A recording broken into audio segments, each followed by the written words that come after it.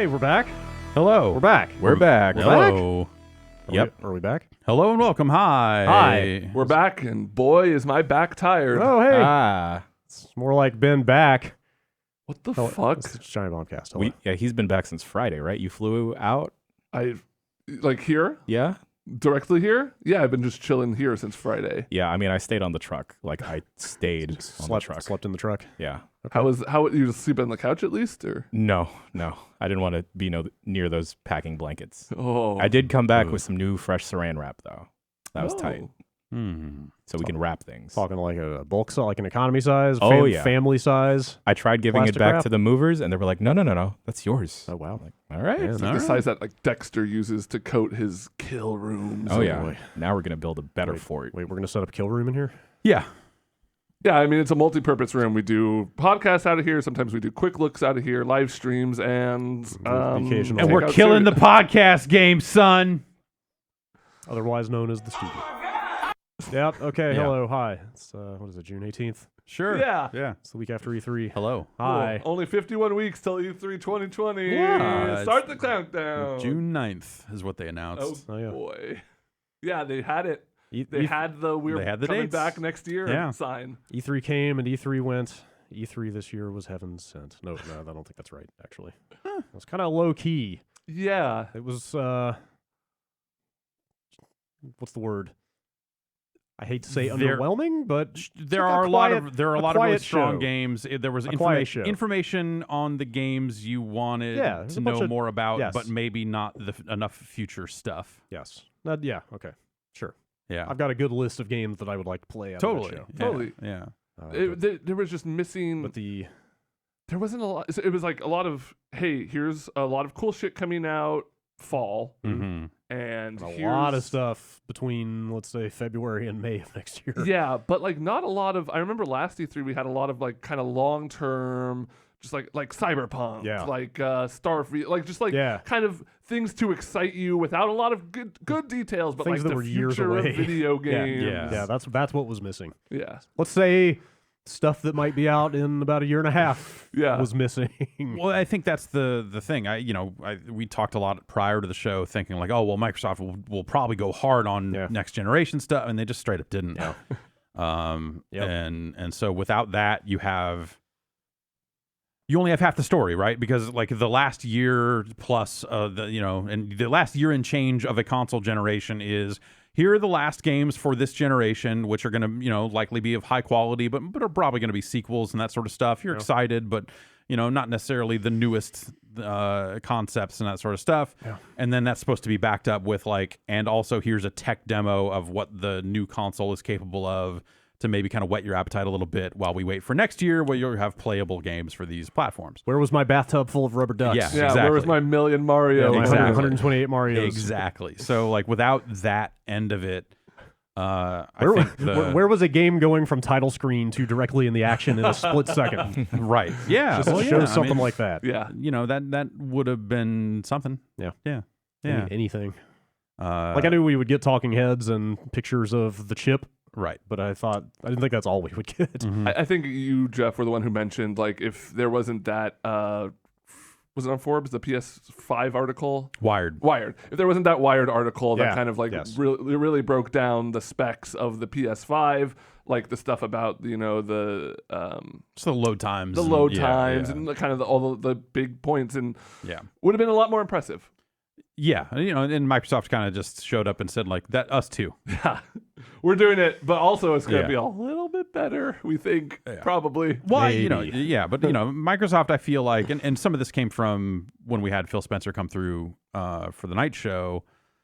I think Microsoft laying out the vision of how they think the next handful of years could go ended up being like my big takeaway for the show, especially when you contrast it with something like Stadia and the kind of lack of options around that stuff. I feel like I came away from the show feeling like I had learned a lot about kind of the likelihood of stream, like I feel way less sold on streaming stuff than I did going in, even after trying xCloud and going like, hey, this totally works.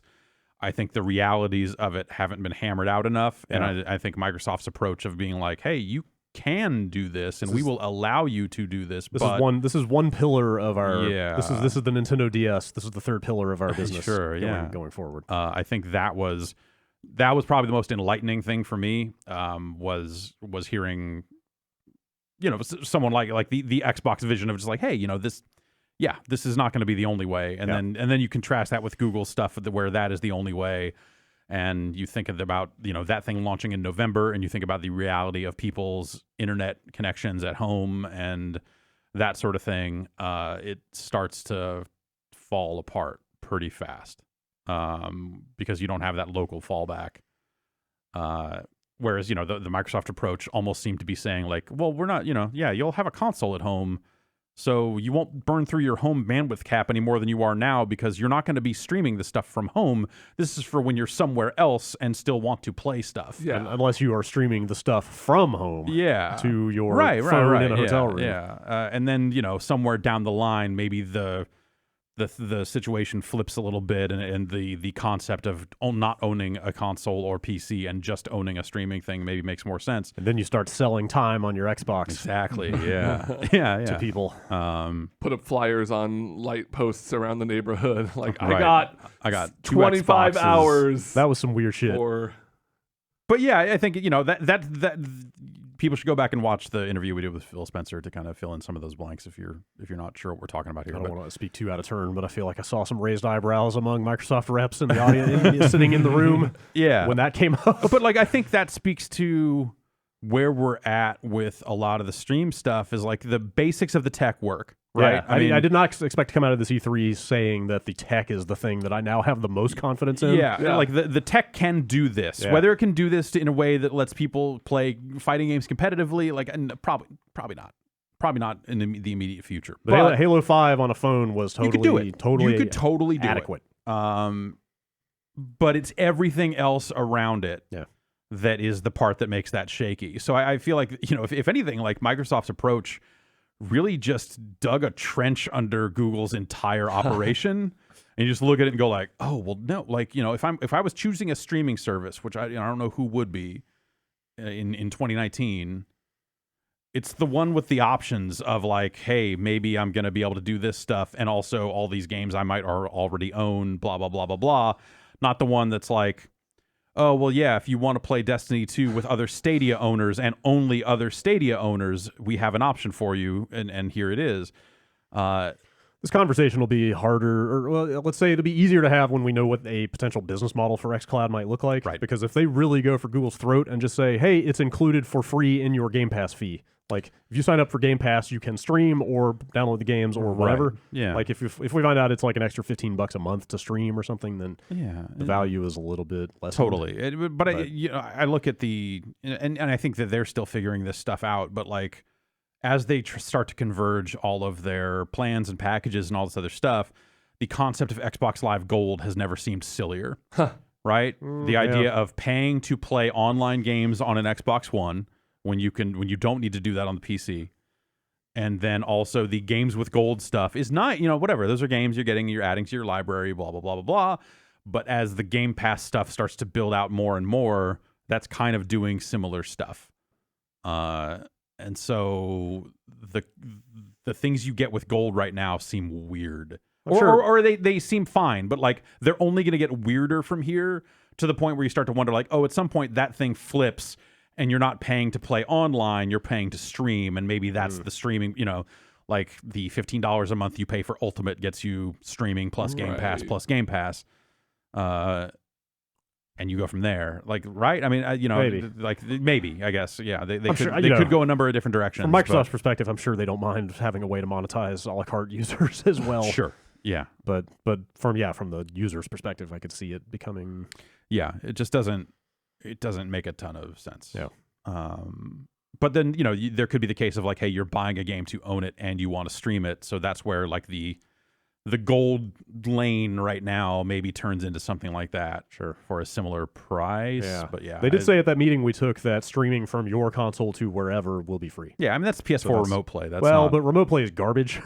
Let's say. I'm not convinced that this will, like streaming from my own internet connection. Like I have a pretty fast internet connection at home, but I'm still not sold Like on. that's why I wonder if they're using some of their xCloud tech in that stack or Sure. not. Well, yeah, probably. I mean, So- but at the same time, Like- part of it is data centers and the number of hops to Well, your yeah, device. but also and- they're doing a lot of other stuff between the client and server. yeah. Like I am confident that xCloud is vastly superior to PS4 remote play. Even from your home. Sure, almost anything would have to be at this point. But yeah, I think I came away from it like having some questions answered, but really kind of like it was more about kind of dialing in like, okay, here is the space that video games are playing in now, and it's a lot wider than it was before, and a lot of it is pretty uncharted, and the knock-on effects that starts to have on what's a generation of consoles at this point. What is, if we're looking at forward compatibility and with games and peripherals and all this other stuff, what does the cycle look like from here on out, especially when you introduce streaming into it, and as that starts to grow and potentially improve. Maybe it fizzles out and they're like, well, we blew a bunch of money on that, but at least we have these consoles. Yeah. I don't know. This might be the beginning of the erosion of the traditional cycle, but then again, I feel like we've said that for the last three console cycles. It is. I mean, last time Xbox it was, One X and the PS4 Pro were the erosion of the cycle. It's Kinda. really, but it's really about like, okay, how many consoles can the market support? How many people will want to upgrade their console, and how often will they want to do it? Right. That's the sort of thing that determines if there's another half-step console down the line, or what these steps even well, sure, mean. but the thing that really delineates generations is which games run on which platforms. Right. So, like, it depends on, like, are they going to charge upgrade fees to get your last-gen games running better on the new thing? The implication was Or- no. Yeah, it sounded like, at least on Microsoft's side, Yeah. Phil Spencer is not into that, Yeah. which is good to hear. And how third parties handle that, I think, is probably a different story. And actually, you know what, And- Sony, I believe it was part of Sony's policies when the Pro came out that, like, they forbade the third parties from charging Exactly. any kind of patch, Yeah. like 4Kification fee Right. from regular PS4 to Pro. So Mhm. hopefully they'll stick with that too. So you start to look at things like the boost mode on the PS4 Pro as a way to kind of add a little bit of extra juice to games that were not updated to specifically take advantage of the Pro. Oh. And then you start to look at like games getting updated to support the new hardware in various forms, whether it's, the Xbox One X and backwards compatibility updates and all that sort of stuff, or, some of the Pro patches that hit over on the PS4 side. Like, do we just see another round of that when it comes time for these new boxes to hit for some games? Maybe not all of them.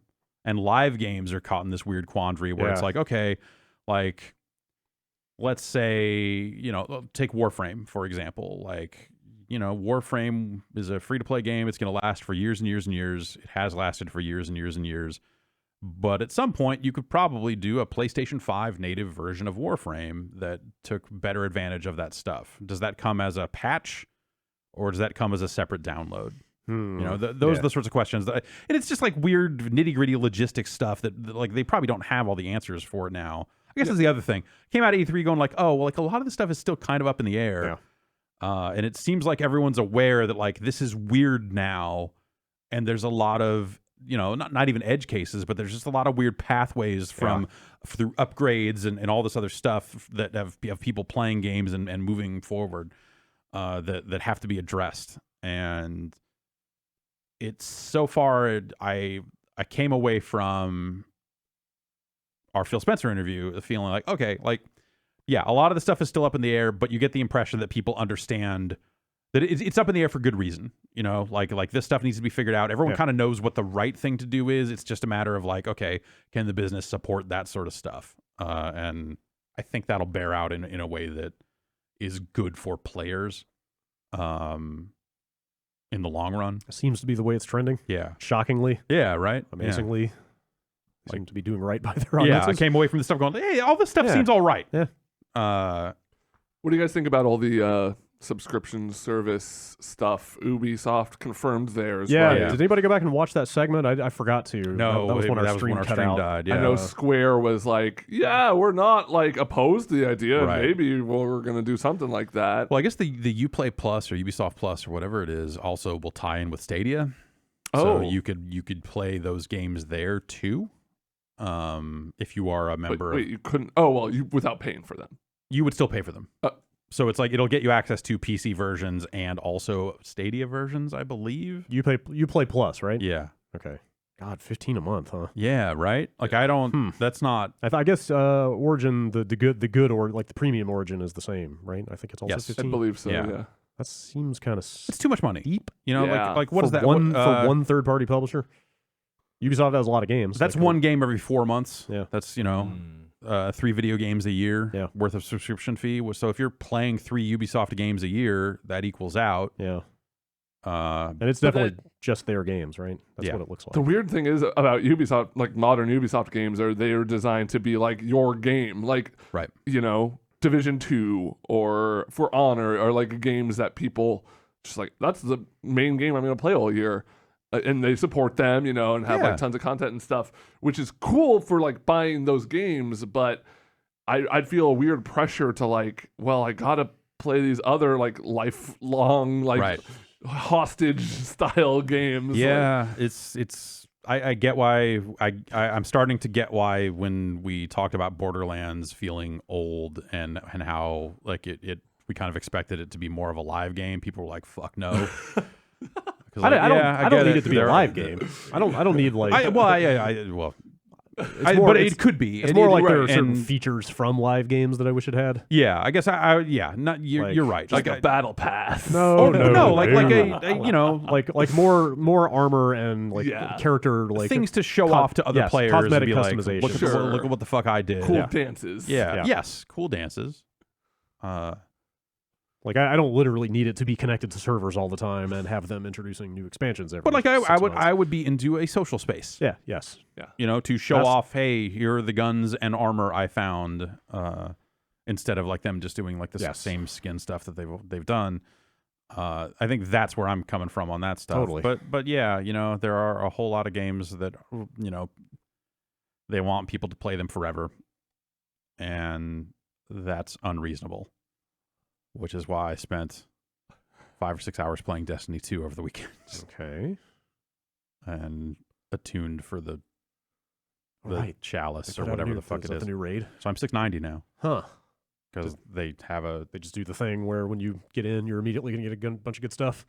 It's they have a quest that sets off that like every step of the quest gets you 2 more 690 items, but they're like blues. Huh. So they're like bad 690s.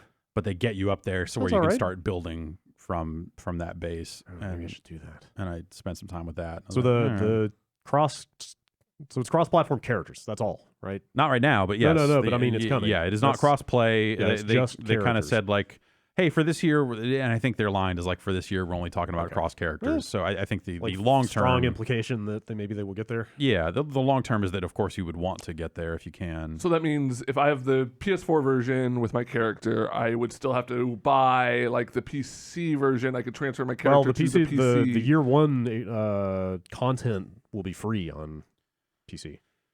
Like they're putting out a free-to-play version. The expansions you will have to buy on every platform. Yeah. Okay. Those purchases don't come across, but the characters do. So you can download the base Destiny 2 for free on other platforms, starting in September. Move your character over to that other platform. Well, I don't think it's even move, right? It's just like sync. Yeah, like you just whatever platform. And I think from there you can kind of go wherever, and your character comes with you. That was the dream because I figured at best what we were going to get was like a one-time, one-direction transfer. It's like, all right, pick a platform, and then you're never moving again. Yeah. So that's get on your Discord, figure out where everyone's going. Yeah, so that's fantastic. Like that sounds awesome. Really exciting. Did they say that when that's coming? I tried September. Okay. Yeah.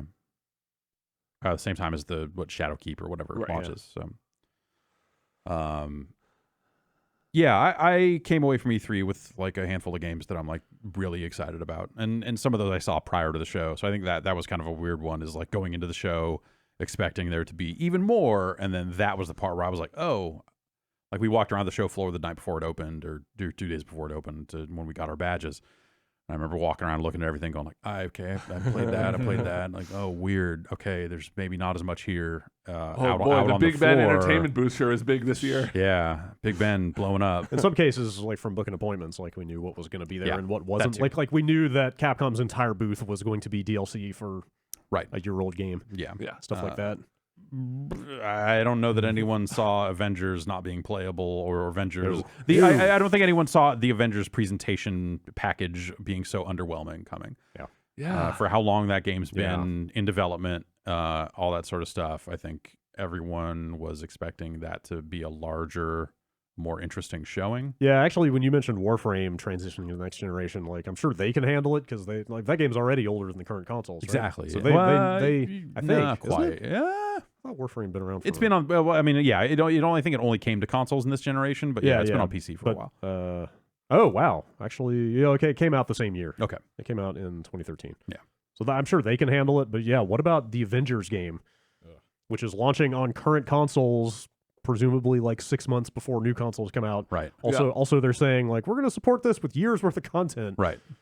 So they just immediately turn around and put out a next gen version. Or is it just one version that depending on where you play it, it upgrades? So if you buy it digitally, maybe if you buy a PS4 disc, does that get weird if you stick it in the next console? Or so like that just makes that question at the end of the Phil Spencer interview all the more kind of urgent. Of like, what is a SKU in this new model? Yeah, is it just a PlayStation game? It's not a PlayStation 4 or 5 game, right? I think that's like doubly important for the zillions of indies that are going to keep coming out that could probably technically run on both. Yeah, they're not that demanding hardware wise. Right. Yeah. Like, what do you do at that point? Like ID at Xbox is a huge initiative, and there's tons of those games that probably after the release of the next Xbox could easily still run locally on the old one. So do you just flatten that part of the store and say these are just Xbox games?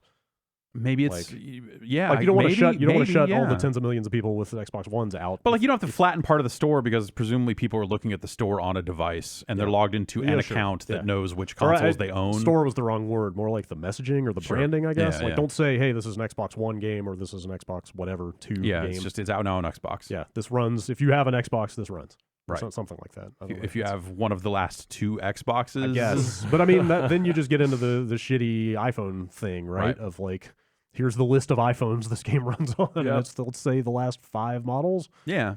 But if you've got people conditioned to upgrading the same way they are with iPhones, then most people, a lot of people never run into that. Yeah, it sucks, but and also when you say the last 2 Xboxes, do you mean the Xbox One X and the Xbox One? Or does that mean the Xbox One and the Xbox 360? If you own one of the Xbox One family of devices. And if you're building a certification process to approve those games, do you allow people to cut off at the Xbox One X? Or do they have to go all the way back to the Xbox One? Yeah. Like what? Yeah. There's a lot of, that's I think, talking about it, like there's a lot of logistics like that haven't been figured out that like sound like real fucking in the weeds nonsense. But like they will have like a significant impact on how games are presented and sold. It's gonna affect thousands of people. Like it sounds complicated and messy, but I find that stuff fascinating. Like seeing how they arrive at the solutions. And that's the kind of exciting, weird part about where we're at right now is that those conversations have never been messier or weirder. Yeah. And I think that's a good thing because I think in the end, if those decisions go the right way, it will be better for people playing games. Yeah, it seems like it.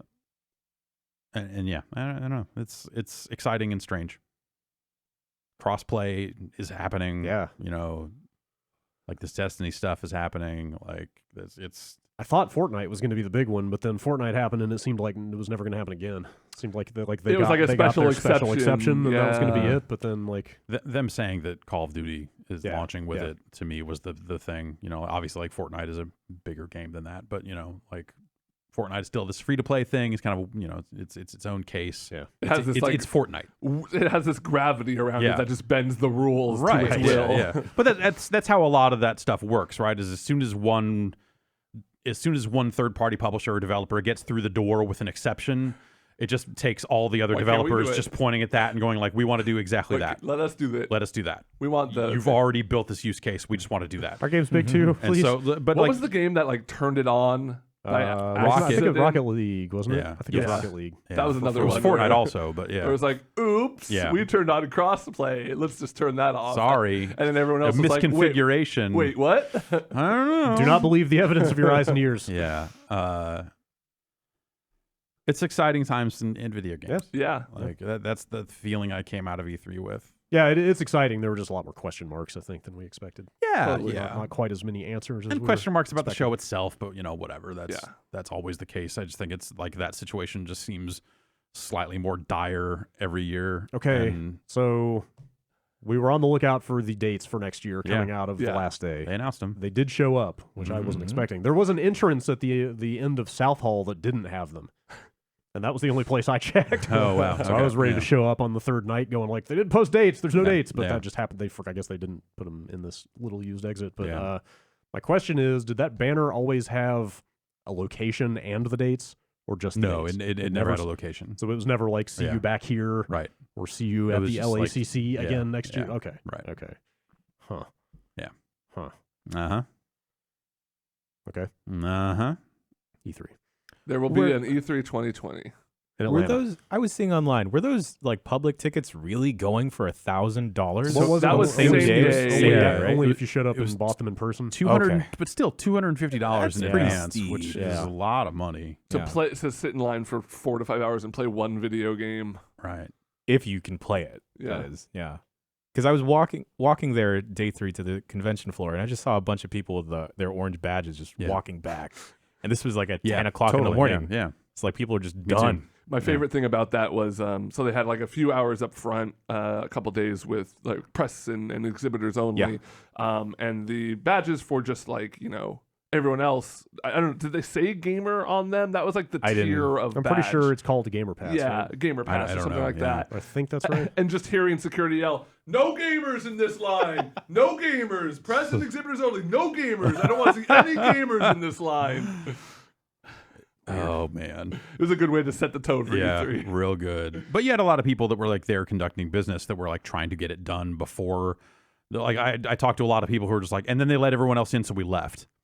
Okay. It was just like and then the show floor got flooded and we left. But like on day 3, that didn't happen. No, it And really it's didn't. it's blow the thing up. that PAX learned. So PAX, I think, completely stopped selling 3-day passes. 4-day passes Oh, now, yeah. but in favor of just selling like, oh, you can buy passes for each day if you want, but we're not going to just sell a blanket pass. Since E3 was a 3-day pass, come Thursday, you might have already spent 2 days there and been like, I don't need to go back. There's nothing here for me. Yeah. I already waited in the line. So like the only booth that was busy on Thursday was Nintendo. And you got the impression that people were like, that's probably why you saw people walking back. Right. Is because it was probably like people rushed to get there so that they could see the Nintendo stuff they couldn't see the previous 2 days because the lines were too long. They filled up those lines, and then other people doing the same thing, but like 3 minutes later, showed up and went, oh, fuck this. And then turned around and left. But like all the merchandise lines at like the Fortnite booth were dead. Like there was just a lot of like the Fortnite booth had been pretty fucking busy for the first day and the Totally. second day. And then day 3, it was just a ghost town. It's still So- hard for me. I mean, it just makes me sound like a dinosaur, but it's hard for me to wrap my head around there being merch booths, merch counters at E3 booths, because that just did not exist until like 2 years ago. Like, I at really all. liked the ESRB hats. Just Those the are pretty like M for mature hat. They had light up beanies with the same logos on. I went in the merch booth. I almost bought a light up beanie. Should have bought a light up beanie. But it's just one of those record scratch things of like this thing transitioning from a purely business focused Yeah. environment to a thing for like kind of end consumers. Yeah, but like Shadow E3 still happened, right? Like Yeah. there were still business people. Like I feel like the closest glimpse we got of someone mentioning it was when Mike Builder was on. He said like, "Oh well, I'm here to meet with partners, and just like catch up and talk to them about what's next." Totally. And it's not necessarily some big crucial thing we're showing a game off. It's like, hey, I'm here to have meetings, and there are still investors and analysts and all that other stuff like going around and seeing stuff. Michael Pachter retweeted a thread. The guy's name escapes me, but it was a long thread kind of talking about some of the publisher scuttlebutt from around the show, basically saying like, hey, the 30% cut is dead. Huh. Like Wow. things are shifting across Wow. the board in That was favor of fast. publishers Okay. and that sort of stuff, and a lot of interesting business talk from this guy. Gavin Baker. Yes, Gavin Baker. Streaming is real. xCloud is the likely winner. I'm just reading his Yeah, publisher. and this is his take on it. I don't think he's yeah. necessarily coming away with facts, but like the some of the stuff around the publisher cuts and that sort of stuff changing or potentially changing because of pressure. He attributed that 30% as over quote to a prominent CEO. Yeah. So that seems like an authoritative opinion. Yeah. So, I think things are changing across the business, and E3 is still good for a lot of that stuff because sometimes you need to have those conversations face to face. Definitely. And it's easy to have those conversations with a lot of different people over the course of 3 days than it is to fly around to all the different places. Totally. It's just, I think the show discussion. is just trying to have it both ways, Totally. and they haven't figured out how to optimize on both ends Exactly. yet. Yeah. Like it's not quite serving the needs of either constituency. No, and they this need to could be. figure that out. I think it could be a significantly, especially for the money, $250. Like, Yeah. this could be a better show for the paying attendee. Totally. Like there was by there's- tenfold. There's never been less on the show floor to see than this. What year. about a panel with Todd Howard and Elon Musk? Oh, now you're talking. I'm gonna. Where sign he up. talks Give me my about money wanting to back. make a game that you can use your Tesla to drive a car in the game. Huh? I mean, just like by the numbers, looking at the show floor map, like the amount of space that Sony took up that is no longer being taken up by Right. something that people want to see. Yeah. Because that's where the esports zone was and their weird AR thing. Like, was the dancing girl VR thing? It was like someone decided that was like a cool thing to do. It's like, let's get put on these skin tight suits and dance for 3 days. Was that Red Pill VR? Yeah. Very well. That constructed. booth was weird because their DJ was also wearing a VR helmet. I'm like, how the fuck are you going to see anything? I saw that company on the exhibitor list and resolved to never say that out loud. So Congratulations. There was a booth that was just a band. Yeah. In fairness, I heard that the AR exhibit was called the Unreal Garden, and I've heard that's been at other shows and Yes, is actually yeah. very cool. I didn't see it, but like I heard that thing was cool. Yeah. But So maybe that's like a cool thing for a but- public show and that right. sort of thing. But like as as a replacement for one of the 3 platform makers, Well. which took up like a good third of the West Hall, that is not. But like even last year, it's not like Sony's presence last year was amazing. No, it's just They had it just scaled tip- it way back Yeah, because yeah. they had to build. Totally. They had to They had, make like, their room 4 for the games or public. whatever. You Yeah, know, they like had- there used to be a ton of third-party games all over that booth. But their complete absence just Yeah. kind of typifies where the show is at right Sure, now. yeah. Which it needs to change in one direction or another. Oh, there was one booth that I saw on Thursday when I was walking around with a friend that just didn't bother fixing their display settings. So their like calibration stuff was just on all the screens, just like, do you want to put it to this resolution or that resolution? Oh, right. Yeah. And they just didn't bother to fix it Yeah. because no one was at that booth. And it was off in the corner. Yeah. Bummer. At some point, the companies like that, or even the larger ones, start to look at how much money they spend going to E3 and start to think like, Yeah. are we actually getting anything out of this? Like the kind of the mid-tier developers and stuff like that. Like I talked to a couple people on Thursday that talked to someone who had been in the public relations side of the business for a very long time, and she was just like, "Why the fuck are we here?" Oh, And I was like, jeez. "Yep." You guys have any good convention floor food?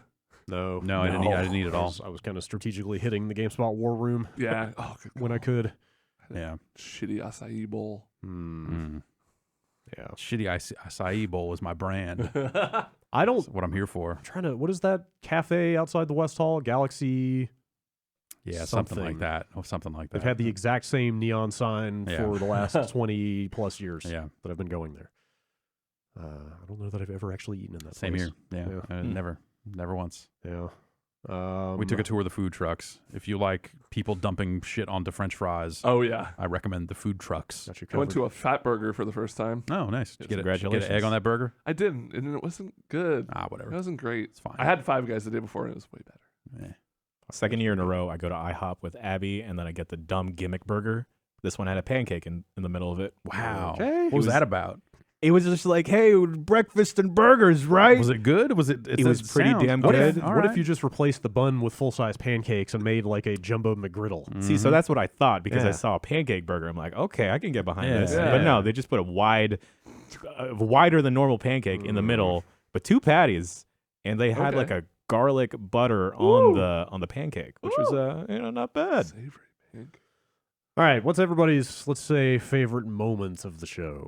If you had to pick one, just pop quiz. I really liked the Banjo-Kazooie reveal. Okay, yeah, Yes, that's a good that was one. really good. That's a good one. It harkened back to the King K. Rool reveal, which was fun. Like they did the nice bait and switch at the bait and switch was really beginning. Like you're just like, oh, Dragon Quest, cool. Like even before they got to the bait and switch of that, it was. I don't know. I like it. I'm a Yeah. Smash sucker though. That was good.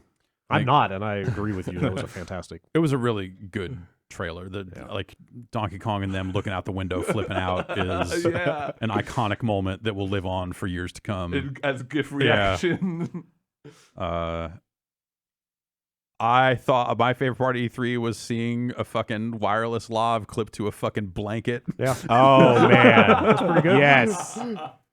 Never in my life would I have put in my dream journal that like today I mic'd Kenny Omega and put the lav on his blanket and put the pack in his shorts while he's shirtless. Yeah. Oh, yeah. He's shirtless the whole time. It was real silly. Yep. That dude's in pretty good shape. He's a very like wide gentleman. Yeah. He's an athlete. Yeah.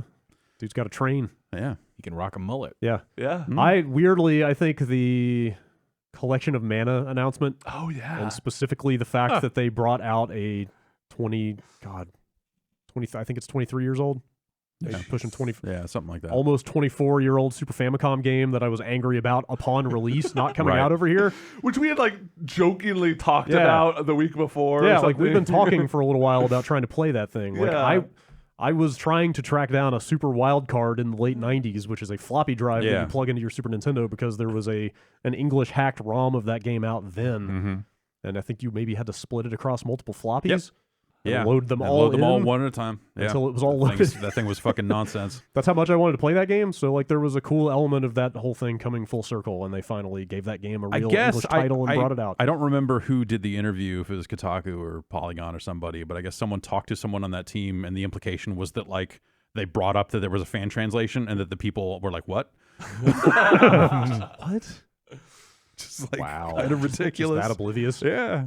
Man, Or maybe they were just like playing it cool. Huh. I don't know. Okay. Who could say? Weird. But I started dabbling with that thing a little bit. I grabbed it, yeah. and it's fairly bare bones. It's kind of what you would expect. I mean, it's got save states. Mm-hmm. I don't think any kind of graphical filters or anything. It's just kind of the three ROMs. There's a Yeah. music player at the game selection screen. You can like play all the like it's basically a sound test for each game, which is kind of cool. But Okay. there's not much to it. So clarify real quick for me. There's the collection of mana. Is that what it's Yes. called? Yes. Which has the 3 mana games. Yes. And then Trials. Trials of Mana. Is that a separate product? No, that's a remake of 3, which is in the Or- collection. or of yeah. Mana. So they renamed Seiken Densetsu 3 was the sequel to Secret of Mana. Right. Which they have now christened Trials of Mana for the US. Yeah. And now they are giving. So if you remember last year, they did a Secret of Mana remake in 3D. Yeah. It was bad. Yeah. It was not good. Yeah. Apparently they're doing that again for Trials of Mana. Okay. So it sounds like And that just is sometime in the future. yeah, that's not out yet. But So they put out the original. yes, the but original but Super the Famicom remake of Yeah. it is okay. I didn't got find the source for this, but I saw somebody saying they had said they basically had to like break the ROM to fit the English Right. text in. it. Yeah. Like whatever they Just did, like them ROM hackers Yes. have to do Yes. back in the day is like pad it out and do all sorts like of weird stuff. whatever they did to it would not fit in the original Super Famicom cart. Yeah, that was a cool little historical. And I guess that really thing. is an emulated ROM in there. Huh. Okay. Okay. Yeah. Okay. Huh. All right. Jan, any highlights? I don't know. It was cool to actually see Final Fantasy VII, like the remake in action. Actually, that one game that we saw at the Bandai booth. What's it called? The Man of Medan. Dark Oh, the Pictures, Dark Pictures. Yes. presents Man of Modan. Man of Medan. Medon. Yes. Medon. I'm not sure how you say that. The guy from Cadet Kelly's in it. Yeah. The Iceman. This Yes. is the Until Dawn developer. Yes, those guys. That was pretty cool. I hadn't heard anything about that, and seeing that. Is it going. basically the same kind of game? Yeah, Okay. they've added a few more styles of QuickTime events to it, Okay. like a kind of a rhythm game thing to keep your heartbeat down. And, Okay. but same kind of premise. That game like totally blew. I mean, the previous game like totally blew up on Twitch. Yeah, So I could see it's this huge. being pretty Yeah. popular. Yeah. That's cool. I was also disturbed by the Dragon Ball Kakarot game, Mm-hmm. and that Goku apparently has saved his tail and uses it to go fishing with. Yeah. Just pops it back on, Just yep. and you can use it for fishing. But what about the moon? Oh well, I guess he's only fishing during the day. Yeah. Okay. You know. Do you think if he popped it back on at night, it would turn? I feel like that's his like final solution if shit finally hits the fan. Yeah. And he can't go up any other levels. Right. He'll pop the tail back on. All right. Here we and go. Here we go. I mean, that's It's dark. remember in Brawly when they talk about Great Ape power. Oh, Ben, we can't go this deep. Okay. There was some cool stuff in the Square booth that I didn't talk about around that Final Fantasy stuff. Like, basically, we went behind. The actual meeting that I booked was like 45 minutes of the developers very slowly and painstakingly demoing the combat. But then they walked us into the thing that like regular attendees were waiting in line for, which was like a recreated train station. Yeah. With all the signage Yeah, I saw from in people the had game tickets and stuff. and stuff. And they actually produced a really nice. The video was intended as a tutorial for what people were about to go out and play. Yeah. But it was produced in this style of like really bright, optimistic, maybe mid-century like power company, like World of Tomorrow kind of stuff. Oh, fun. Like Shinra Light and Power is paving the way for the. You know what I mean? That's pretty neat. Like this, Yeah. like almost propaganda tinged, like really cheery image of industrial pollution. Huh. And that doubled as the tutorial for what we were going to go play. And then they had Jesse, the Avalanche Renegade, like hacked into the signal and started telling you how to play. And that's when she kept talking about Cloud's big sword, which was a little strange. Well, all right. But like, there are some ideas I think maybe in that remake that they didn't really get into in the original that seem like they could be kind of cool. Okay. Yeah, if they have they- time to flesh that game out and, Yeah. and update it modern, it looks great. Yeah, I mean, it does. It does. the combat seems neat. Yeah. I don't know. I had fun with it. It was, Yeah. It was. I think the only thing that would hold me back is like I just have no affinity for those characters or that story or anything. Yeah, So yeah. it's like I would be approaching it as if it were a new game almost. I didn't have a ton of I really am not the biggest fan of 7. Yeah. But like the writing and just like the interactions and the banter were engaging enough that I feel like I could grow to like it more than I did. Yeah. Because they're giving it a more serious treatment. The thing, I'm surprised how positive I felt about that thing after I played it. Yeah, I'm excited. Yeah. Okay. Is there anything else we want to recap? I know y'all saw some stuff that we haven't gone over too much. But I don't know how much that's worth getting into. I can touch on. So it was weird. Like I ended up seeing basically. So my first day I saw Avengers, Doom, and Wolfenstein, which was cool because it was like 3 kind of higher profile upcoming games. I'm glad I saw Doom. Like we talked about Doom. I don't even talk about Doom anymore, but it was like cool to walk away and like talk to my friends who knew I went to E3 but don't know like a ton about video games, or like what was the cool thing, and I could just talk about Doom. Like I'm glad we had one game there that was just like, hey, this is coming out soon. Yeah. It kicks ass. Watch this trailer. Blah blah blah. But then the rest of the show, I saw just like remakes and remasters kind of across the board. But definitely the most promising one out of there, and the one I am personally most excited about, was Age of Empires 2 Definitive Edition, which is not... So they did Age of Empires 2 HD or remastered. I can't remember what they called it a couple years ago. Oh, which is was that just like okay? an HD Okay. remake. Now I understand why I've been so confused by this. Because Yeah. every time I've heard somebody talk about this, I was like, didn't that come out? Like, Right. what is... Yeah. What? Yeah, so that came out, I think, in 2017. Okay. And the nice thing is if you bought that, you get like a $5 off of this.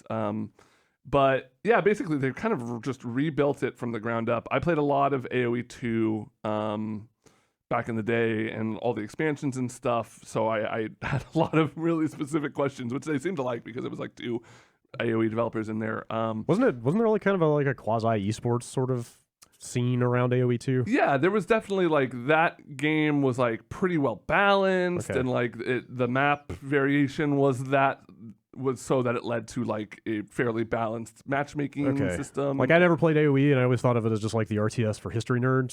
But then when I got into StarCraft 2, like some of the big names in that scene had come out of the AoE 2 scene, and I was like, oh wait, is that actually like a competitive thing? Yeah, and actually kind of speaking on that, so they talked about like, you know, what they changed and what they didn't want to change, and they kind of, the core conceit was people like the game. People love this game. They don't want to mess with it too much. And so everything they're adding to it can be just straight up disabled. Like you can play classic AoE 2 to style, so none of this like modern stuff in it. But they're like, you know, RTSs, even after AoE 2 came out, came a long way. So they added stuff in like attack move and, you know, Or like select as many units as you want. yeah, Stuff like that. having your control groups appear on screen, like instead of just having to know where they are. Some other cool stuff is they've added every single campaign, which is 27 different campaigns from every expansion, plus 3 new campaigns and 4 new civs, and he said that if you were to beat every single player mission on your first try, it would still be 200 hours worth of game. They're adding a tutorial, which is basically going to be like, as basic as like, here's how you farm, to like, here's when you want to consider like going up an age, and like progress. So like the game is like, you start in the Stone Age, and when you hit a certain threshold, you can upgrade, which costs a bunch of units and resources and the like. They talked about how they like overhauled their AI, and they said that they wanted the new AI to be like on its hardest difficulty to be like really good. And they said they knew they nailed it when they could have their new AI 1v7 their old AI, which they got to apparently. I don't know. It just looks really good. Like they have new orchestral music. They've redone all the voice lines, the narration, the art. The destruction looks really nice. Like you get some really nice crumbling buildings out of there. It looks like a modern game in that regard. So yeah, I mean that's coming out in fall, and it like if you have any interest in Age of Empires 2, this looks like. I mean, it's called Definitive Edition, which I feel like is a cheap marketing name you slap on something sometime, or to like avoid confusion of this is not the HD version that came out 2 years ago, blah blah blah. But this really does look like just a very good, carefully constructed version of Age of Empires 2. The version of record. Yeah. Are they doing an AoE 4? Did I dream that? Did 4. Wait, did that already happen? Yeah, they were so because 3 and 4 they mentioned were 3D. Like this is a 2D thing because like somebody asked about HDR, and it's basically like, well, it's a 2D sprite game, but when we get to 3 and 4, like that's when we can start working with that sort of stuff. Yeah. No, 4's not out yet. Yeah, Relic, 4's not out yet? Relic is doing 4.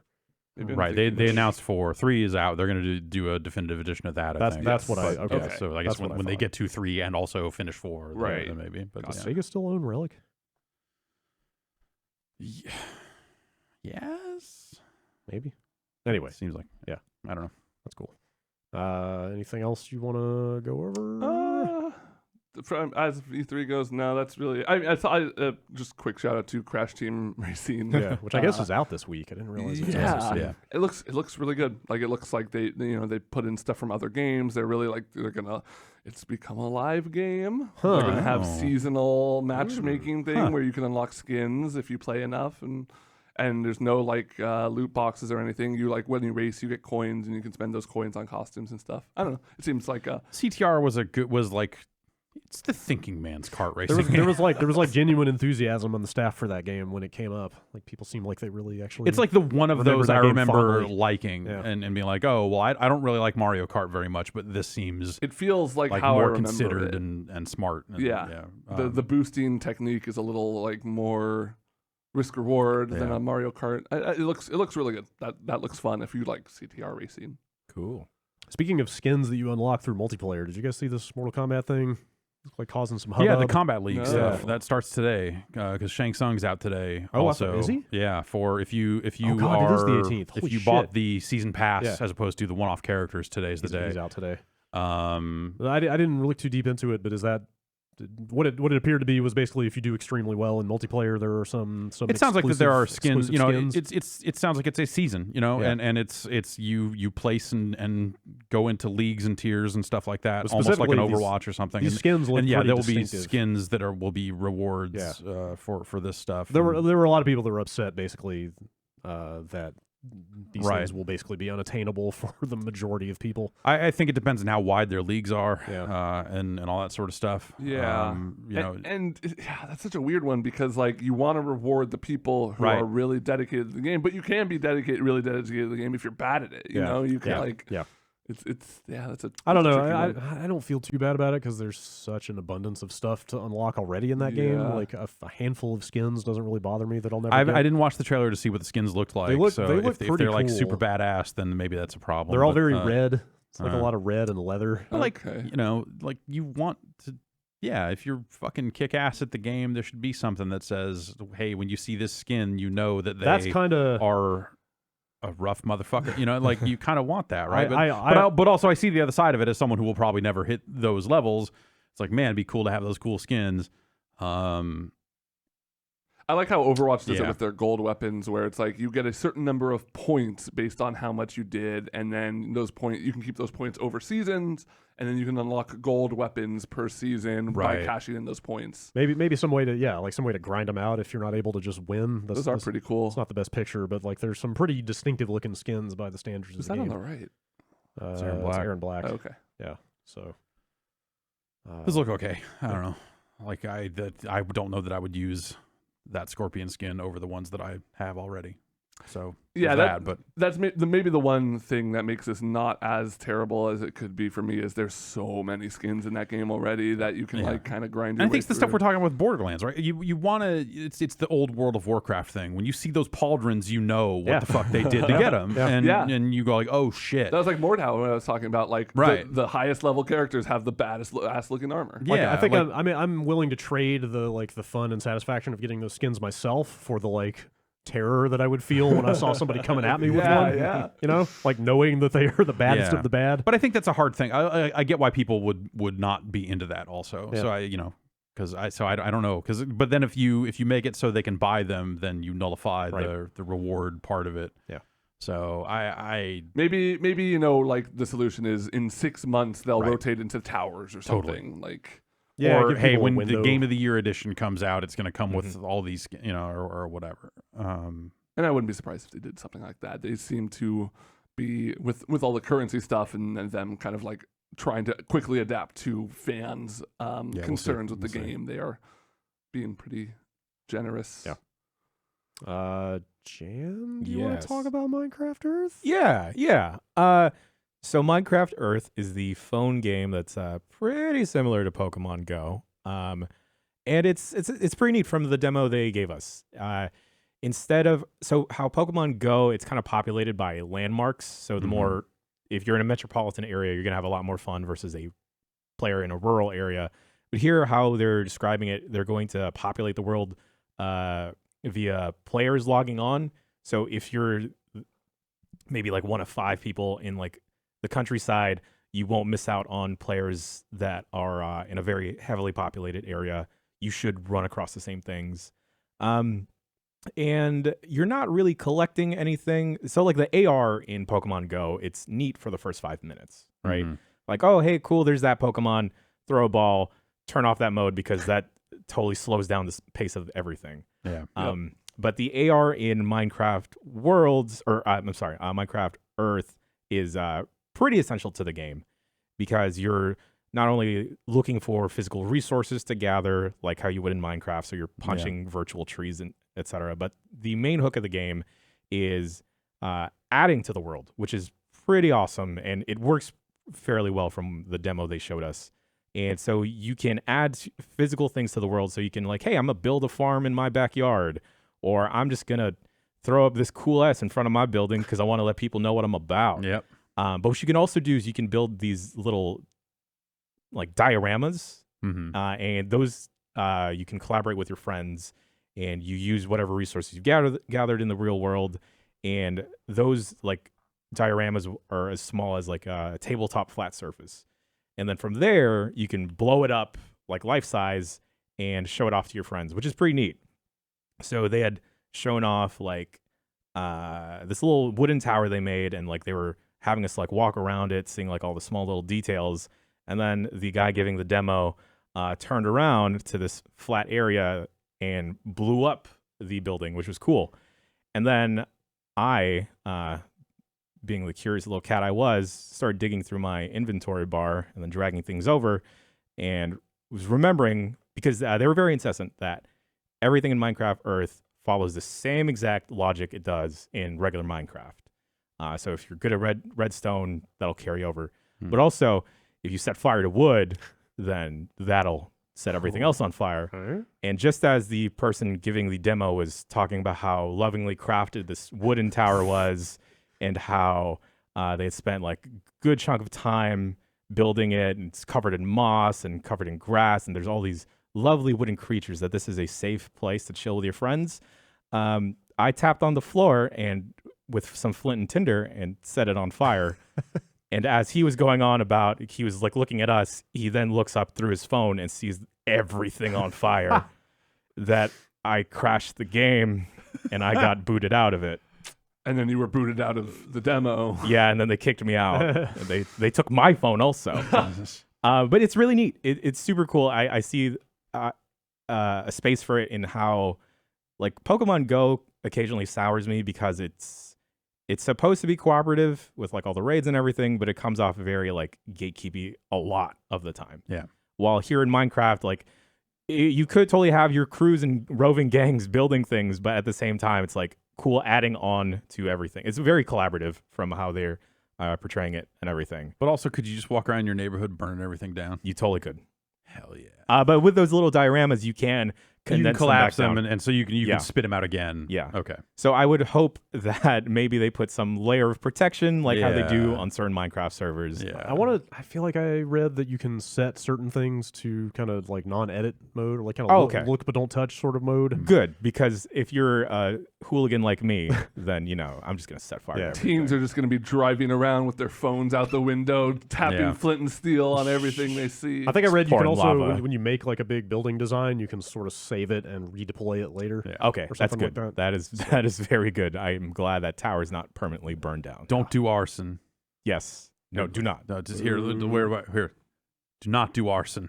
Hey, can you go back in time in like 2 years and tell my upstairs neighbor that? No. Damn it. No, sorry. Don't do time travel either. Damn it. Yeah. Don't do time travel. Sorry. But I also checked out Lego Star Wars, which is really neat. It was just a presentation, and it's supposed to be all 9 main movies, so no Rogue One. And it looks like they kind of rebuilt it from the ground. So it's not like, it doesn't look like the weird isometric top down like how it was. Are they actually changing the Lego games? Oh, they totally are. What? Because it looks like it's a third person behind the back action game that's fairly open world. Huh. And there's a combo system with your melee combat now. And the guy playing through the demo, he was kind of like canceling out of combos and rolling out and like jumping to cancel out the attacks and just like down stabbing stuff. So it's a Souls game. you know what? I'm not gonna go that far, but maybe. Huh. And they were just the people giving the presentation were just super adamant, like, this game is completely different from the other ones. Weird. I did not expect I was that. gonna say, because they've had plenty of Lego Star Wars games Totally. and Yeah. retold Yeah. those stories and all that stuff. Now so, they have the yeah. Lego like Batman movies, so I feel like they got to really up the Yeah. game because the Lego brand is growing even stronger. I mean, are you still collecting studs? Or You were still collecting are you studs when you still- hit do stuff. you still have the build button that kind of rebuilds objects and stuff? They didn't show that off, but they are like how you would complete a level by collecting all the bricks and then finding like the master brick or whatever. I think they've replaced that with a different mechanic. Okay. Because there's quests in the world now and everything, and the world just definitely feels more, I guess, alive because there's so many different things to interact with. Do you know what order you play it in? Do you play it in the order of the They movie's said you could- release, or you start at 1 and? They said you could start whenever you want. Oh. Yeah. And release-wise, I think they're talking after the newest Star Wars movie drops. Otherwise, you could spoil it with Legos. Sure. The Yeah. thing, though, that I'm a little bit on the fence with is that when we saw that video during the presentation, the Legos were just Yeah. But when you switch to different Lego characters in the game, they had speech. So I don't know. Even they can't decide if Lego should talk. Yeah. And it's funny because they did the thing that the gentleman that was on the couch with the Lego Forza stuff, Yeah. he talked about they were talking about like, oh, you could see fingerprints and all like the different serial numbers on the Legos. And I never thought of that being a major sticking point with Right. Yeah. Lego stuff. Yeah. But it's cool. Yes, yeah. All right. And that was E3? I played Call of Duty Mobile. Oh, right. Yeah. Forgot about that. What's up Uh, with that? it's fine. You know, they're putting Call of Duty onto phones. They've got competitive multiplayer and a battle royale mode. The map is different from the Black Ops 4 mode. So is it not just all lifted directly from a specific Call of Duty game? No, or- it's like, in fact, it's like they're very much like, hey, this is kind of the first time that we're pulling in like a lot of maps from different disciplines of Call of Duty. Weird. And so you're playing Call of Duty with a touchscreen, which is maybe not ideal, but it works relatively well. They got a simple and an advanced control scheme. In simple, it'll start firing as soon as you aim at someone, kind of automatically, but it won't lead them. So you still have to kind of like dial it in. And then they've got advanced, which is way more like just kind of replicating a controller They wouldn't commit to if that game was going to have controller support. It seems like it should. It ran well. You know, it ran at 60. Like it seemed all right. The Battle Royale map actually looks more interesting than the Black Ops 4 one because they're doing the thing that when they talked about Black Ops 4, I never really got the vibe, but like this one is doing it where it's like they're literally recreating a lot of geometry from classic Call of Duty maps in the environment a little more directly. So you see like Shipment and Nuketown and you know like actual Nuketown. There's a Nuketown area on the Black Ops 4 map, but it's not the same thing. And it seems okay. I don't know. Like I said, if it had controller support, I'd probably be a little more excited about it, I guess. They say if it's free to play or how they're gonna. That's the implication. I mean, you know, they've got some currencies and stuff like that in there. It's hard for me. I guess they didn't say, but it's hard for me to imagine a world where that game is not free to play. Right. Supported by some sort of totally. Like there's a ton of cosmetics and that sort of stuff. No connectivity with console big versions though. No. Okay. No. They say who's doing it? The people giving the demo were just billing themselves, like saying they were with Activision Mobile, like a division of Activision focusing on that stuff. So I don't know, but seemed all right. Yeah. Okay. All right. Well, that was E3. Yeah. That was E3. That was E3. Okay. See you next year. Goodbye. Right. Okay. Well, after that lengthy recap, why don't we take a quick break and then get on with the rest of the week's business? Sounds good.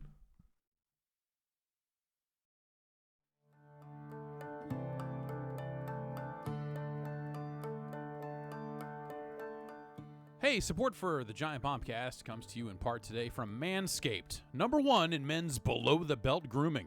Manscaped offers precision-engineered tools for your family jewels. Hey, that rhymes. Not bad. Everyone's heard a story about someone, you know, messing themselves up while trying to shave down there. You know what I'm saying? That's why Manscaped has redesigned the electric trimmer. They've got something called the Lawnmower 2.0, and it's got proprietary skin-safe technology, so the trimmer won't nick or snag your nuts. Manscaping accents are finally a thing of the past. And, you know, you get something that is dedicated for that type of work. You don't need to use the same trimmer as the one you use on your face. That's... No one wants to... Don't do that. Just don't do that. Manscaped also has the Crop Preserver, an anti-chafing ball deodorant and moisturizer. You already put deodorant on your armpits. Why not put some on the smelliest part of your body down there, huh? A little bit of deodorant, huh? Always use the right tools for the job. You know what I mean? Your balls will thank you. I don't think it'll actually happen. I don't know that your ball. Well, it says here that that's what'll happen. You can get 20% off plus free shipping and a free travel bag with the code BOMBCAST at manscaped.com. That's 20% off with free shipping at manscaped.com and use that offer code BOMBCAST.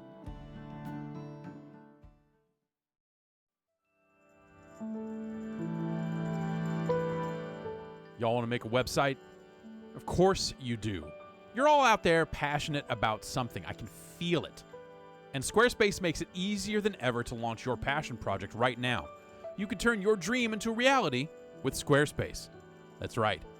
Whether you're looking to start a new business, showcase your work, publish content, sell some products, whatever you want to do on the internet, Squarespace is the tool for you.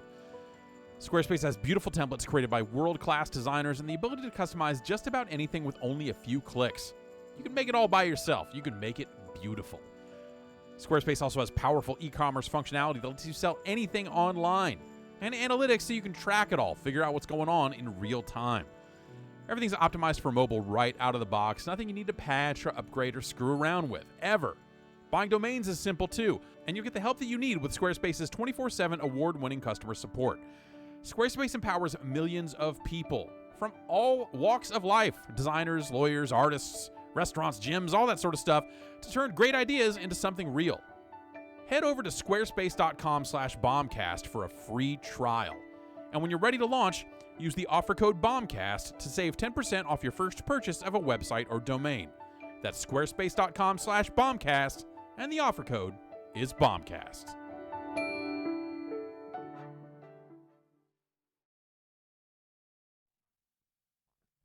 That was then. This is now. Video games. Okay. Video game.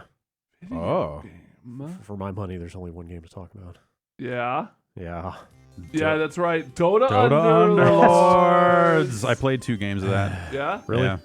I pulled up some footage this morning. It looks kind of cartoony. Yeah. Seems like they've kind of like not quite cell shaded the characters, but there's a definite look to it. One might say a look that might look might stand out or blend in rather on a mobile setting. Okay, sure. Mhm. Yeah, that game's gone. They already had a big like UI overhaul because people were saying like this is like playing a phone game on my PC. What are you doing, Valve? Yikes. So they have announced mobile versions, I believe, right? Yes. Just not yet. And right now you can kind of only play it if you have the battle pass. Yeah.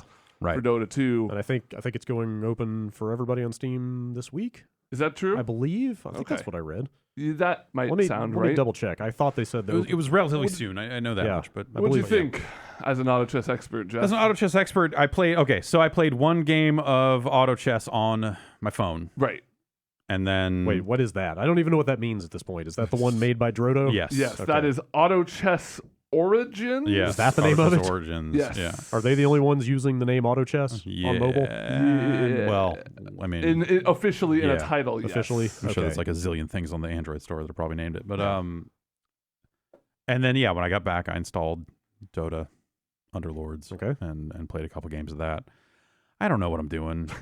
I'm playing bot matches and winning. Yeah. But it's like, and I get the basic concepts of just like, okay, there's like class and race type stuff. They're like, oh, if I have 3 of these guys, I'll get a boost to this. If I get 3 of the same guy, it'll tier them up a level. Yep. So I get like the basic flow of it, but I just don't know what any characters do. Yeah. So I don't know. Like, it's just like, hey, do you want this fucking flying lizard thing or this fucking electric wizard? And you want the Electric Wizard. well, in there were that 2 scenario. electric wizards, so I clicked both of them, thinking now I only need 1 more electric wizard to have a Smart. second tier electric wizard. Sounds to me you know exactly what you're doing. Yeah, maybe, but like I don't know, like why, Right. Like you can place stuff on the board, but I don't know why you would do it. Is he talking about Razor? Yeah, Probably. yes. Auto chess. I've said it before, and I'll say it again. It's like it's a game that you have to play probably like 5 to 10 matches of just to get in the muscle memory of like learning what the classes and the races are, and then you can start learning about like the specific characters and the items and positioning. So and, like, here's my question about Dota Underlords in particular. Yes. Does having played a ton of Dota help with that at all when you come into this, or is it all, did they upend the table? it's helpful in that like so you can like so after every creep round you get an item and you get to choose what item, and if you see it 2 items that pop on the screen that say like BKB or refresher orb, and you know what heroes you have, you're like, oh, I could use a BKB Like, right do now. those things basically do the same things in this? Yeah. Okay. And the heroes more or less. And the you can heroes kind of like all have assume- one ability. They have kind of their trademark ability. Oh. Jug has spin, like Razor like, has does- the plasma. does field. Axel- One match I Axe also played, there spin? was just a fat boat that would come in and just crash into Sick. dudes. Oh, and yeah, I was like, Kunkka. all right. That's Admiral Kunkka. Wait, does Axe Axe has call. also? Oh, interesting. Yeah. Okay. But it's so since the fighting happens automatically, I find it really hard to track like, is this character being effective in this spot? Yes or no? Like I have no fucking idea. There is a little. It's hard to lose track of it. An Underlords, I think Underlords has it like a DPS chart. It does, yeah. So Yeah. you can pull it out and it'll show DPS for your team and the other team, so you can at least see like who's my best character. Yeah. But I don't know. If you're watching like one guy, you'd be like, okay, I want to see if this one guy just dies right away. You can do that. That's about as much as you Yeah. can get from like. I feel like I watching should them. be able to like click on and tag multiple things before a round starts so that I can track it more easily once things have started or something. Or just you can't even like so I ran into it more with Auto Chess Origins, where it was just like using the names of the characters, and I only knew the names of the characters. I didn't know what they looked like. Yeah. So it was just like looking at it, going like, well, I need another Kunkka, I think, but I don't know which one of these is Kunkka out there.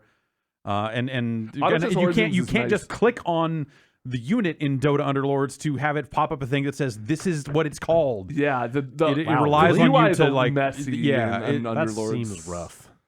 So that was the thing of like not knowing what any Dota characters look like. Of just like, all right, fucking.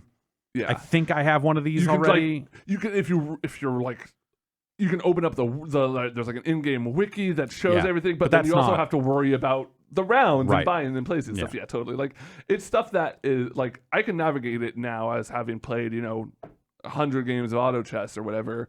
Like I'll still run into issues like with Origins where I don't know the names of the characters, but I know they're like Dota equivalents where I'll be like, okay, what's the last like hunter I need? I need 6 hunters. I only have 5, and I can like pull up the chart and find it, and it's easier for me. But that's just because I put so much time into it. Yeah, that there's that stuff just seems like accessibility it could issue. be. They could do better at kind of getting people onto that ramp, I guess. And I guess like while we're on, I'll just finish up by saying about like Underlord is it does some things different than every other auto chess clone I've seen, which I appreciate. Like you get to choose which item after like the neutral rounds, so you have there's a little less RNG there because like in mobile and in the original, it's like, oh, I'm like going mage build and I have all these DPS items. Like I'm just fucked or whatever. Well, I guess that's only if you win the neutral round. If you lose it, you Yeah. only get one choice. But Yeah. you still do get a thing. But yeah, So just to clarify from the Dota blog, it says Battle Pass owners can find Dota Underlords in their Steam library. After approximately a week of stress testing, we'll transition to open beta. Okay. Once the open beta begins, Dota Underlords will be available to everyone for free on Steam, Android, and iOS.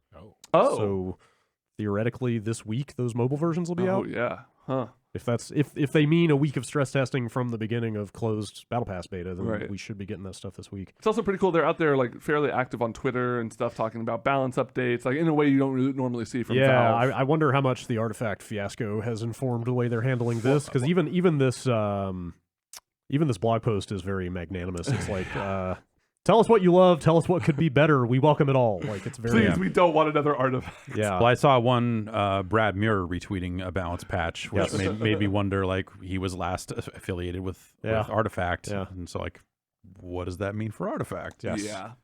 I could see this very easily taking Like, over If, those. if this does well, then they just kind of like, it's what's still, like, Artifact? They announced $1 million tournament for Artifact, Huh. like Yeah. back when it was pre-launch. Oh, that never happened. Yeah.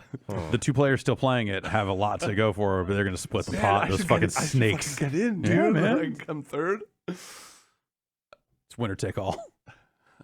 I want to try that. That sounds. Is that the one to try?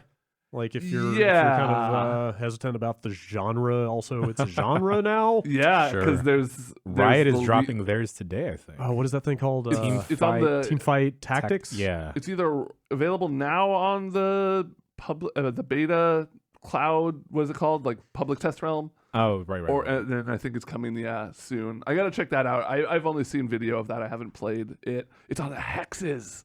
What? It's completely different. What is Oh it, my Chinese God. checkers? Yeah. Dota Chinese checkers would be a good game. I wonder if we're going to end up in a situation where Droto's stuff just ends up getting eclipsed by one of these other ones that happens to be the Fortnite of this genre. Did like is able to market it better Yeah, and yeah. If I had to, well, so that the PC version of Auto Chess Origins is the thing that's coming to the Epic Store. right. If I had to put money down on like the winner of the auto chess race, I think it's gonna be the League one, just because Wow. like it has the biggest install Yeah. base. It Mm. has like they're not marketing other games outside of League of Legends. They can be like, okay, we're gonna take a chunk of this, and like their blog post about it was like, everyone in our office is playing auto chess, so we decided to make auto chess. And if that's true, which is like an easier way of saying, hey, we're just straight up stealing this. Yeah. Then if there's a passion behind it, then that could lead to good growth of the game. I just have to learn about League heroes now.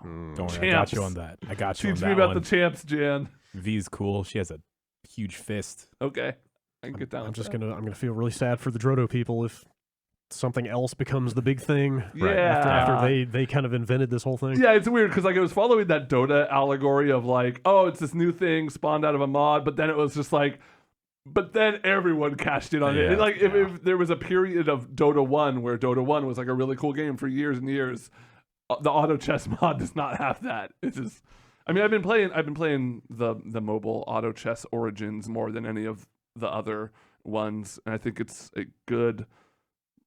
I mean, I think it's a good addition of what auto chess is. I don't think it's too overbearing on its microtransaction stuff. Have they sped up the matches at all? Because like they're so long that I feel like your commute might end before your match does. Yeah, they're slowly balancing it. I wouldn't be surprised if they just keep slowly like Dota has kind of done in the last 2 years of like the average match time has gone down about like 15 minutes over the last 2 years. I wouldn't be surprised if they try and do something like that over a shorter time span. I was even playing against easy bots. Like I was getting into like round 30 and stuff, and just going like, man. Yeah.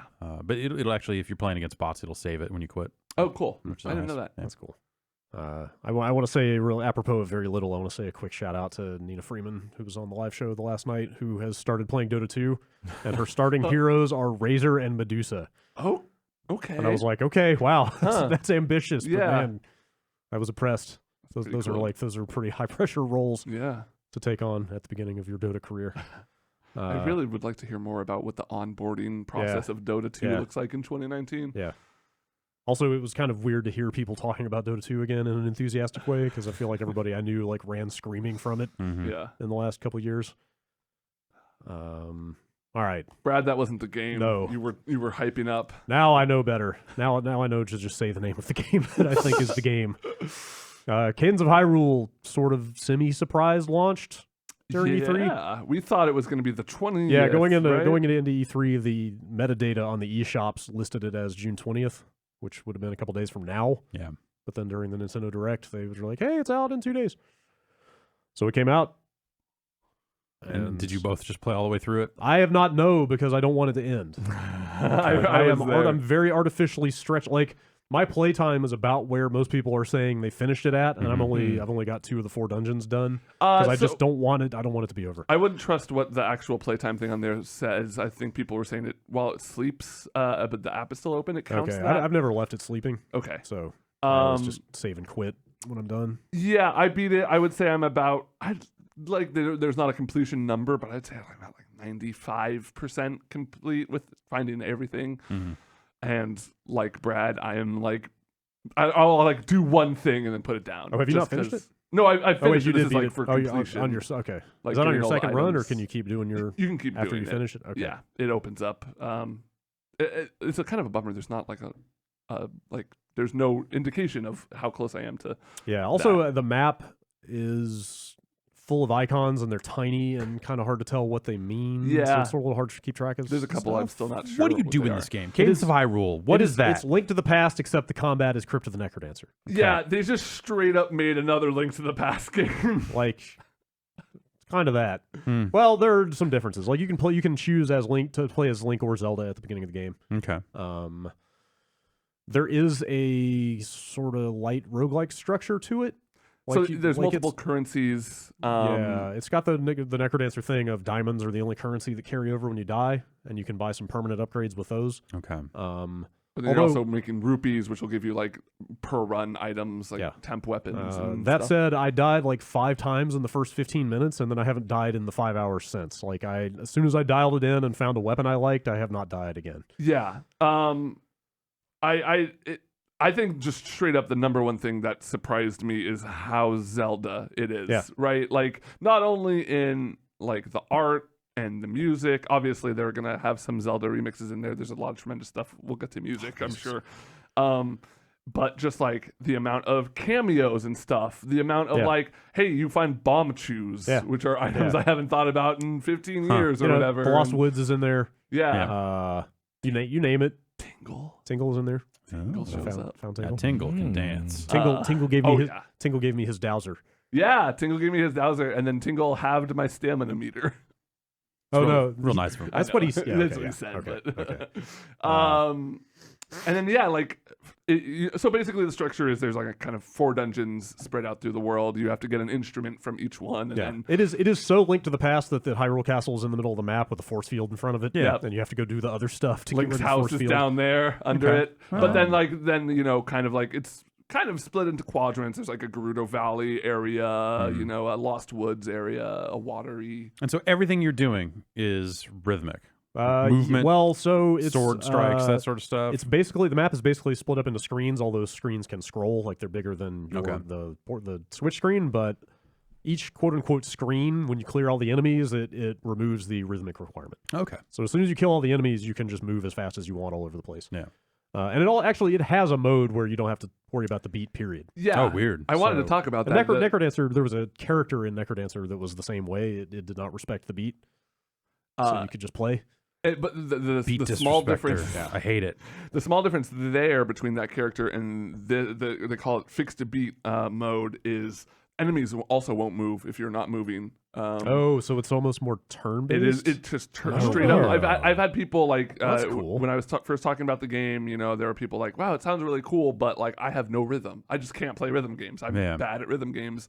This is straight up a way to not. You do not have to have move to the rhythm at all. It is just a turn-based game at that point. Also, which is really cool. It's worth pointing out that there is no real penalty for missing the beat, even in the regular mode. It's you're losing a bonus if you don't. But there's like weapon damage modifiers that you can tie to like. Are there? Yeah, I found the obsidian one. Okay, that I ended up I haven't using. seen any of that. That stuff is from Necrodancer. Okay. But like it's very small. Yeah. The But things. well, like, even there, those weapons function normally. It's just they Yes. get better as you build a multiplier. Right. The diamonds, the permanent currency. When you clear a screen of enemies, a diamond will drop, and if you've kept the beat and are on a combo, like 2 will drop. Mhm. Like that's basically the difference. Right. Like even if you play on the real mode and are not great at rhythm games, you're not going to miss out on much of anything.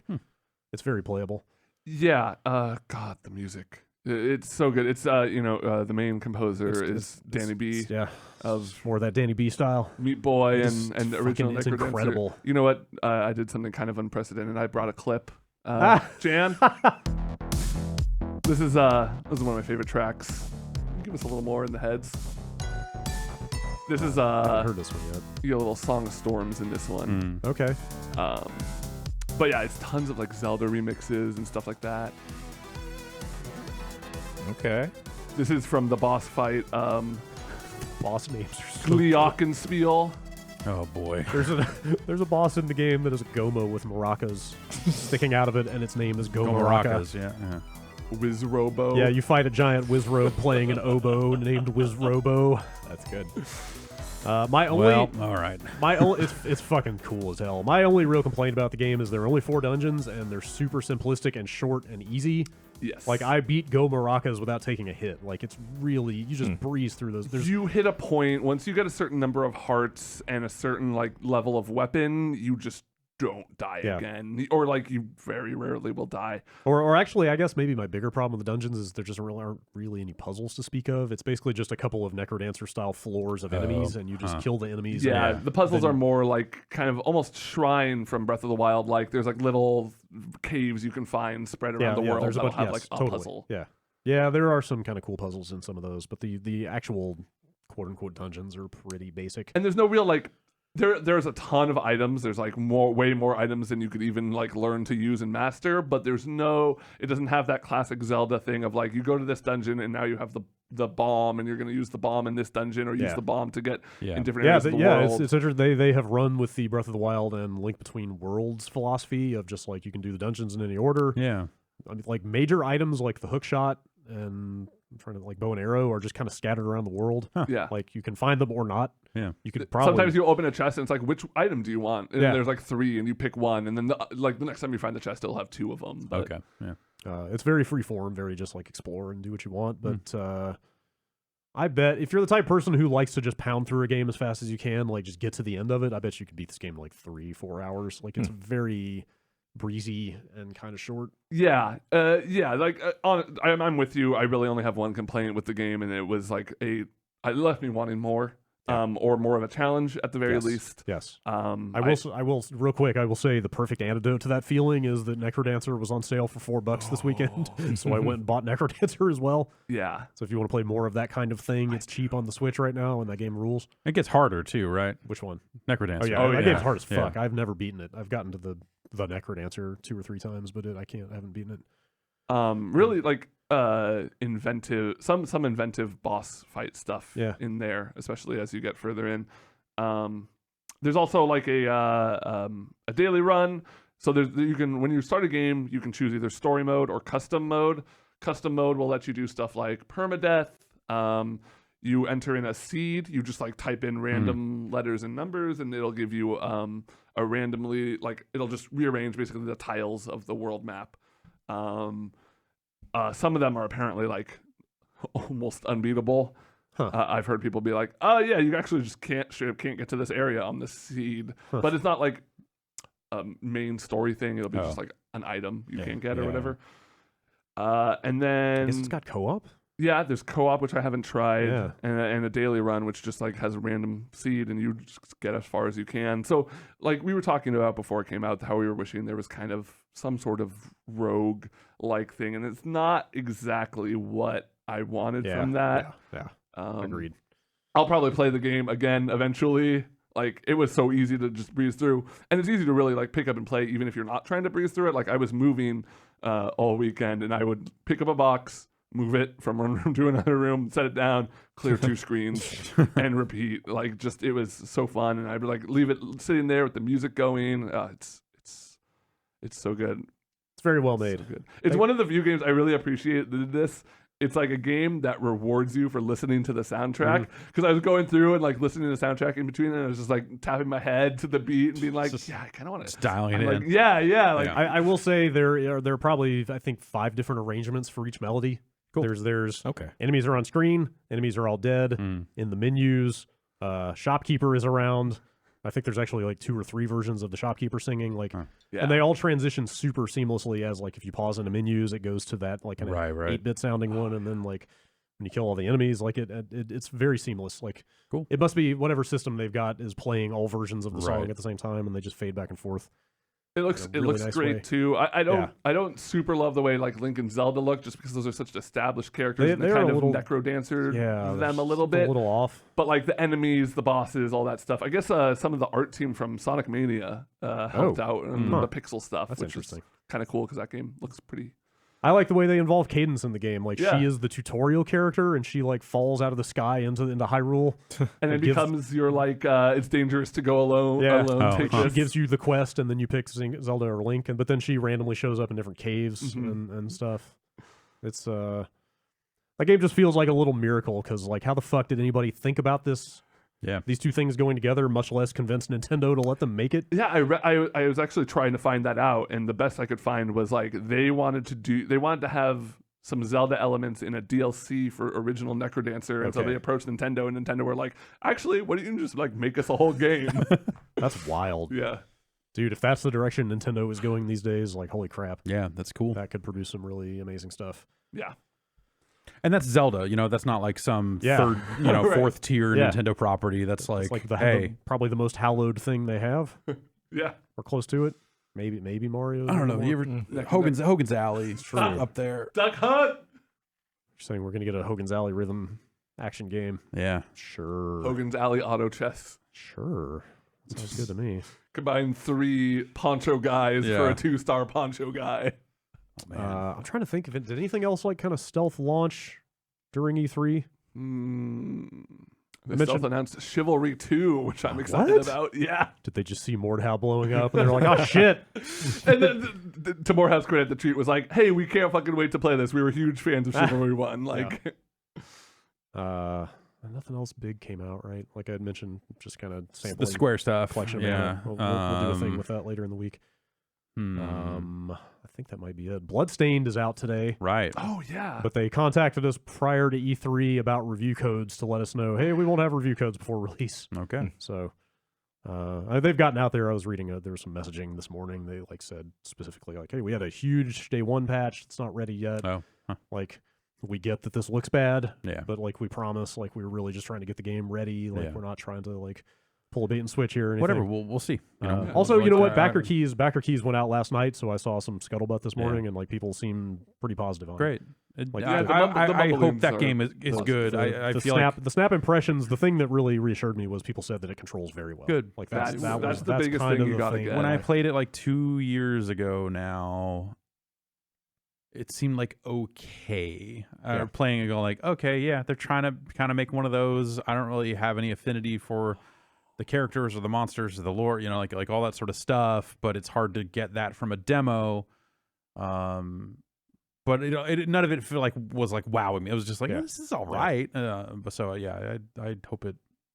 I hope that game's good. I would like for that game to be really good. Somebody was saying it has the Symphony of the Night thing of if you attack in the air right before you land, you can then immediately get another attack out as soon as you land. Oh, Good. shit. Like, Hell yeah. If they're putting that amount of attention to detail in the controls, then that makes me kind of excited. I definitely want to play that. Okay. And then Samurai Showdown's out real soon. Yes, that is out I believe, next week. Yeah, I just got that in, so cool. I'm messing around with that. We'll take a look at that. Okay, cool. We might be able to stream like some versus stuff, I think, now, and maybe not story stuff until launch or something like that. I got to go reread the stuff they sent with it. Cool. They put out so I guess like it was from the demo or something like that. There were like a lot of complaints about input lag, about it having like 8 frames of input lag. And I guess their day 1 patch will knock it down to 4, which sounds like about half as much input lag. I feel like I know you get like 4 to 6 is that's playable. Yeah, that's normal, which is good. So yeah, we'll have more to say about that thing. I'm interested to give it a try. I didn't get to play that demo. I've only been watching some footage, so I want to get it in my hands. Okay, I think that does it for games. How about we talk about some emails? How about we talk about some emails? Skipping news this week. We kind of covered just about everything. E3 happened. E3 did happen. And then no one has been back to work since to generate new news. Nobody's been sending out any press releases. Actually, I got a giving ton interviews. of shit this morning, but it was like all... They won't let me catch all the Pokemon, y'all. Right, yeah, you had said, yeah. That. I remember I mentioned that to you, and you were like, it'll just be when you beat the game. Like, no. Nope. So they pulled them all away from me. What is it that the new one's not going to have every Pokemon ever made in it or something? Yes. So it's weird because they advertised in that one press conference like Pokemon Home, transfer all your Pokemon everywhere, except in the new game we're dropping. It's a weird time to release Pokemon Home. And like I understand people being super bummed about it because like people, they'll bring their shiny Bidoof from Generation 4 all the way to now, and they want to bring that bad boy in. But I don't know. I'm not the most bummed out about it because as a person that likes competitive Pokemon, there are only a set bunch that are viable to begin with. But I totally understand the it being a giant bummer. But it's not like, I don't know, like it's a new game. You want to play with new Pokemon. Yeah. I think some people come to it thinking like, I'm going to import this. This Pokemon's been with me for 20 years. Like that sort of stuff. Like, is there no import at all? It seems like no, but you can export. I think you can import, but only Pokemon that are in that game. Yeah. So you can't import. Okay. Otherwise, there's no data for said Pokemon. Yeah. They don't have the national Pokedex. Some of the growing movement behind that is really, really stupid. They're calling it Dexit. That's stupid. Wow. Yep. I've seen some like fucking Pizzagate level like fucking graphics and text and quotes and like red lines drawn. There are 900. How many Pokemon are there now? 800. So yeah, that's kind of a lot to expect. I feel like, especially as you move on to whatever. I don't want to sit here and like make excuses for them, but like as you move to more powerful platforms, the process of animating and doing all that stuff with all those Pokemon gets to be a lot of work too. That maybe it wasn't such a big deal on the fucking Game Boy.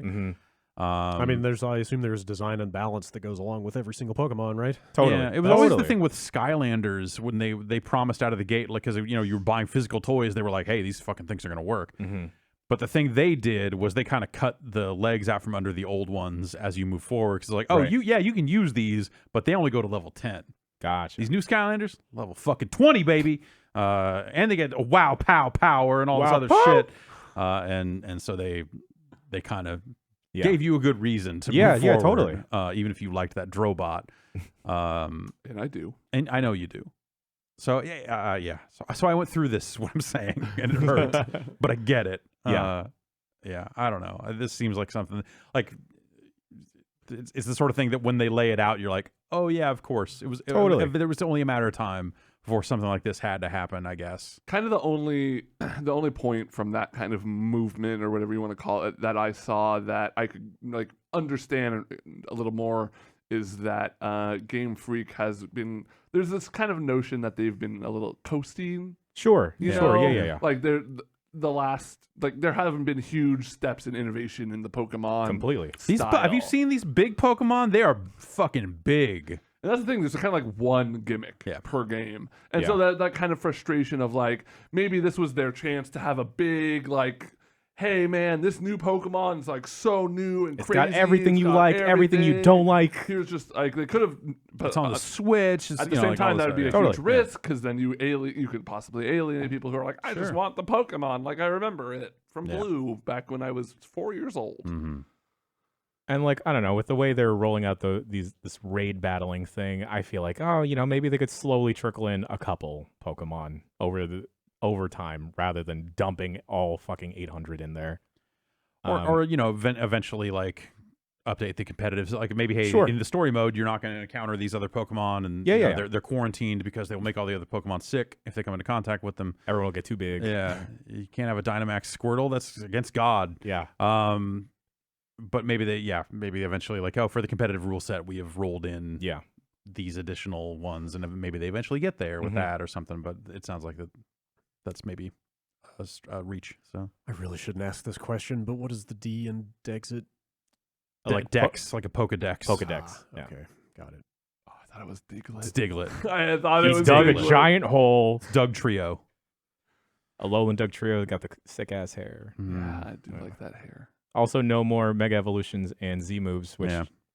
I'm bummed about Mega Evolutions because I love my boy So cool. Mega Beedrill and Mega Pinsir, but Maybe it's Charizard X and Y. and Y. But I'm fine with them dumping some of the extra mechanics and What if they ended up, like, for the next handful of games here, they just went to different regions and each region had its own rules, and then at the end of that was like the fucking Pokemon game that's like, oh, it's got everybody again, and these fucking Pokemon can do Z moves, and these ones, and hey, maybe if you fuck around, you can teach a Z move to a fucking Dynamax Pokemon, like start that's mega evolved and oh god, like maybe they eventually get to a point where they're like, okay, we're going Ultimate Pokemon now, and they go full all Digimon this stuff. They go full Digimon. Pokemania. Yeah, that could totally happen.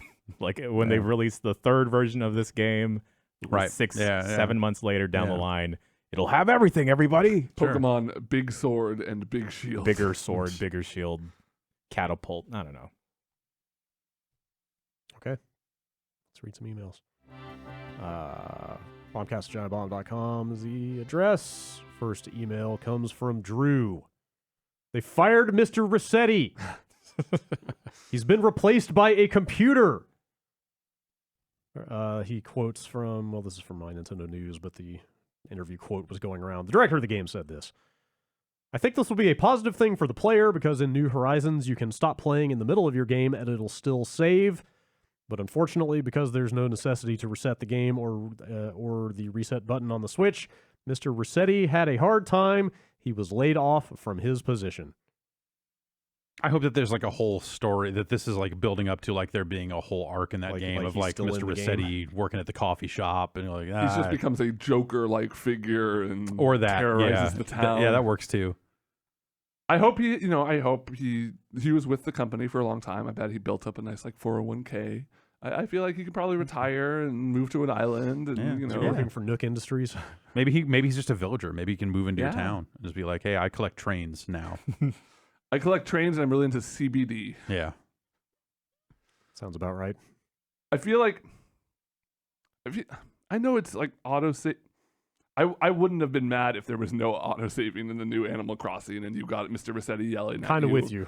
I'm kind of with you. Like, I understand the Switch by nature is like a console that you're very going to be able to like pick up and put down at any moment, and so auto-saving just makes sense in that context.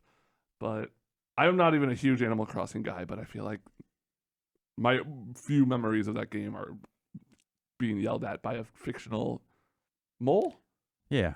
I just hope they find a way to work him into the game. I think they've had characters move roles and change their position over the course of that franchise. So I hope he's still in there somewhere.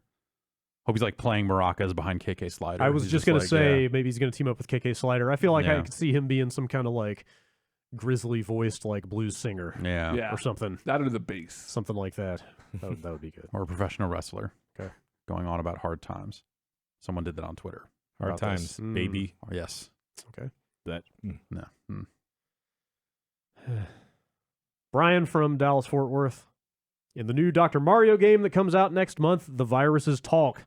What? Should viruses talk? Fuck no. Yeah, I don't know. I don't think I want to hear anything that The only those thing I things want have to hear say. a virus say is, I'm dying. Yeah. If I it's don't know. that, I'm fine. I And wanna if they hear want to what- use that voice sample, contact me. My rates are very affordable. You're on Fiverr. Great. I'm on Cameo, please. Oh, sorry. Maybe we'll find out if those viruses have fever or chill. I don't know. I That's forgot there all was I a got. new Dr. Mario game. Yeah, it's, Yeah. it's a mobile game, so Oh, right.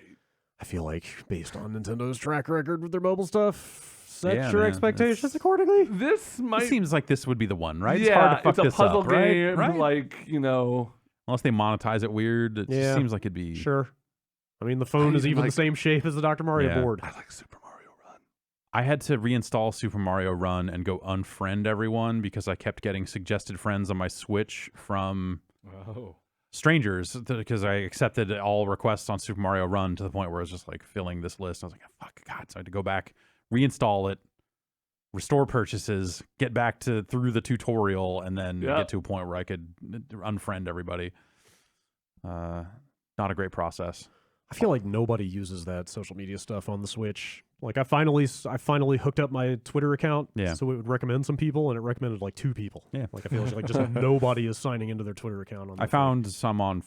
I found a healthy number on Facebook. I did but not do none Facebook On, because none. I think I got 0 on Twitter. Yeah, I only got like 1 or 2. Yeah. I can't, in good conscience, sign up or give Facebook anything at this point. Yeah. No, man, they're gonna get on the blockchain. They got a new currency. Oh man. Okay. Since you said that, there's a specific email. I'm You gonna said the find. word of the day. Yay! Blockchain. Blockchain. That's the word of every day, motherfucker. Keep the money out of the man. All right. John from Franklin, Tennessee. Is it just me, or is the situation around Borderlands 3 real shady? Between the illegal issues surrounding Randy Pitchford and his magic, I'm starting to get a little worried. I love Borderlands as It's a a really good way of series. putting that. Yeah. To the point that my wife and I played the first game 14 times, Woo. the second game 7 or 8 times, and even the pre-sequel 3 times. Please don't block my account. However, I'm worried about this game being ruined by outside circumstances. My concerns reached a new level over the weekend as my wife and I played through that new free DLC that's supposed to bridge Borderlands 2 and 3. It started when I ran into Claptrap with his new voice. That's fine. I understand that guy no longer works at the company. Where it got shady is that the mission you do for Claptrap, called Kleptocurrency, centers around him trying to accrue a ton of cryptocurrency in an illegal way and ultimately stabbing people in the back. Once this goes terribly wrong, Claptrap ends the mission by saying something along the lines of, "Oh, my plan to get this money failed. Now I have to go back to my former employer on my knees and beg for my job back." Ooh. It seemed like more than a coincidence. I don't know the extent of the issues between Randy Pitchford, Gearbox, and former employee Dave Eddings, so I won't take sides. However, I do think it's a little shitty to make a mission that appears to be a very pointed message. Am I crazy? I wonder, because like on its face, that doesn't necessarily. Oh, geez, I that don't does know, sound man. Like fucking terrible. I bet the writers who wrote that quest weren't necessarily Yeah. thinking of. I mean, I can't say for sure, but like, whoa, that's fucked up. It's pretty specific. Yeah. I can't say for sure. I don't know. Yeah, we'll probably never know, but ugh. I don't know. The Borderlands 3 stuff, that game's going to come out and it's going to be fine. It's going to be another one of those, and I think people will like it because it's another one of those, right? But it's hard to calculate like what damage has been done to the Borderlands brand just around with all of the shit around it. Well, now I wonder what's going to potentially show up in Borderlands 3. Yeah, that's true. Yeah, who From the knows? sound of things. I don't know. Nick from Torrance, California, writes in about the ICPCU. Are you aware of the Insane Clown Posse films and the cinematic universe they're a part of? I recently watched their detective crime film, Big Money Hustlers, and think It's that one. That's sure detective crime film. That's what we would call that. Go film. on. I think that a better candidate for film in 40s has never existed. It's genuinely one of the Big Money worst. Rustlers. Big Money Rustlers, I might say. It's genuinely one of the worst things I have ever watched, but at the same time, it's a beautiful sight to behold. The first time I ever saw any part of Big Money Hustlers, I went over to it was like a friend of a friend, whatever. It was a guy I knew. He had a poker game happening at his place, like 1 a.m. Rolled over there just to say hi. I wasn't there to play cards, and showed up, and there were like a handful of people degenerately playing poker as much as they could, as drunk as they could. And then on a TV in the background, Big Money Hustlers was on, and I sat and watched some of that for a while, and then said to myself, it was like that scene in Boogie Nights where it's just that slow zoom in on Mark Wahlberg's face when they're getting ready to rob the guy. It's like you can tell he's having this realization that's like, I need to get out of here right now or something. I made the choice of like, I'm gonna go at that point, and Think about how different your life could have been if you stayed and finished that movie. Yeah, that's true. Yeah, I think I do prefer Rustlers to Hustlers. I haven't seen all of. So I never watched the rest of Hustlers. Hustlers. I've only seen that clips. instance left me kind of. Have you watched Rustlers? Yeah. Okay. What did you think? It's fine. Are those No, the only? it's not. Are those the only two? I think so. Is that the I mean, extent? if there's more that happened since then, I wouldn't know. You know. Yeah, that- I mean that they're was working like, to you their know. end game, obviously, where they're Yeah. gonna have all the characters from all the. They get everyone the who's sixth. been at They're on the gathering. second set of the 6 Joker's cards. When they get to that, that's when the real apocalypse is going to happen. They faked you out at the end of the first 6 by saying they were way into God, but it's like this is going to be a whole different thing. Trust me, it's still coming. Hatchet, run with a hatchet. Email from Rory. Different Rory. It's like with a Help! Y. I'm on a roof. With a Y. Man. Oh. Loved the strangeness of this E3, but I have one question. Well, multiple questions, but the one I'm writing about right now is, where is Fable?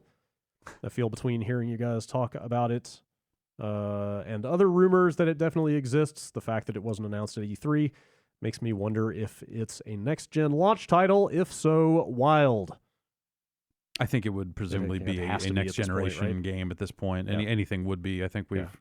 we've probably seen the last first party announcements for Xbox One, right? Definitely.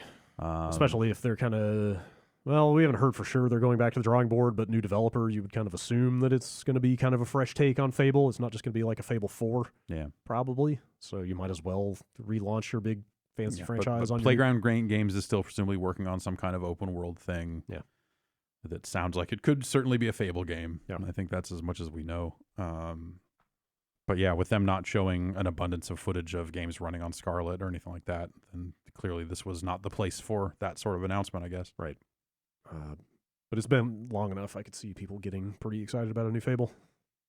I think people would be open to it. Yeah. Excitement is there would Some- definitely be there's a some people group- who would be excited about Yeah. Fable. I am ready for more Fable. Yeah. I'm ready to hear what a new Fable game Yeah. sounds like. And I would rather that be on a new machine at this point. Sure. Instead of the old one. Bonus question. I played Fable The Lost Chapters before I played Fable 1, and then Fable 3 before playing Fable 2. What's the most out of order you've ever played a series or franchise? MGS 2, 3, 4, 1. Okay. Wow. 2, 3, 4, Peace Walker 1. Huh. Okay. I don't know. I can't think of anything that I've ever really done that on. I Yeah. kind of tend to just play stuff as it comes Let me out. tell you, playing MGS 2 without the context of 1 made that game a lot less interesting. to Yeah, I me. bet. Yeah. I can see that for sure. Joe from New York. I wrote in about the canvas bags for Fallout 76 back in January, and I finally got this dumb bag. So I'm writing in once again as per Ben's request. Thank you. The story so far. December 4th, I emailed Bethesda that I wanted a replacement bag. December 11th, I got a response asking for 4 to 6 months for manufacturing and delivery. At this time, I was also promised 500 atoms as some sort of apology, I guess. February 15th, I finally got the 500 atoms I was promised. June 13th, they shipped my bag. June 16th, I got my bag. The verdict. It's nearly identical to the crappy nylon bag they originally gave everyone, but the quality is nicer, and it's made of a very rare and hard-to-find material called canvas. Ooh. I'm never even going to use this stupid bag. I just wanted it because they were offering. You were owed the bag, whether you want the bag or not. Yeah. I guess you were owed the bag. It's a principle, Yeah, you paid for it. you know? It's Now you weird got that 2 bags coming out ahead. Fallout 76 doesn't sound so bad now, does it? That's right. 2 bags. Yeah. It's weird that it took months for the atoms to show up. God, holy they shit.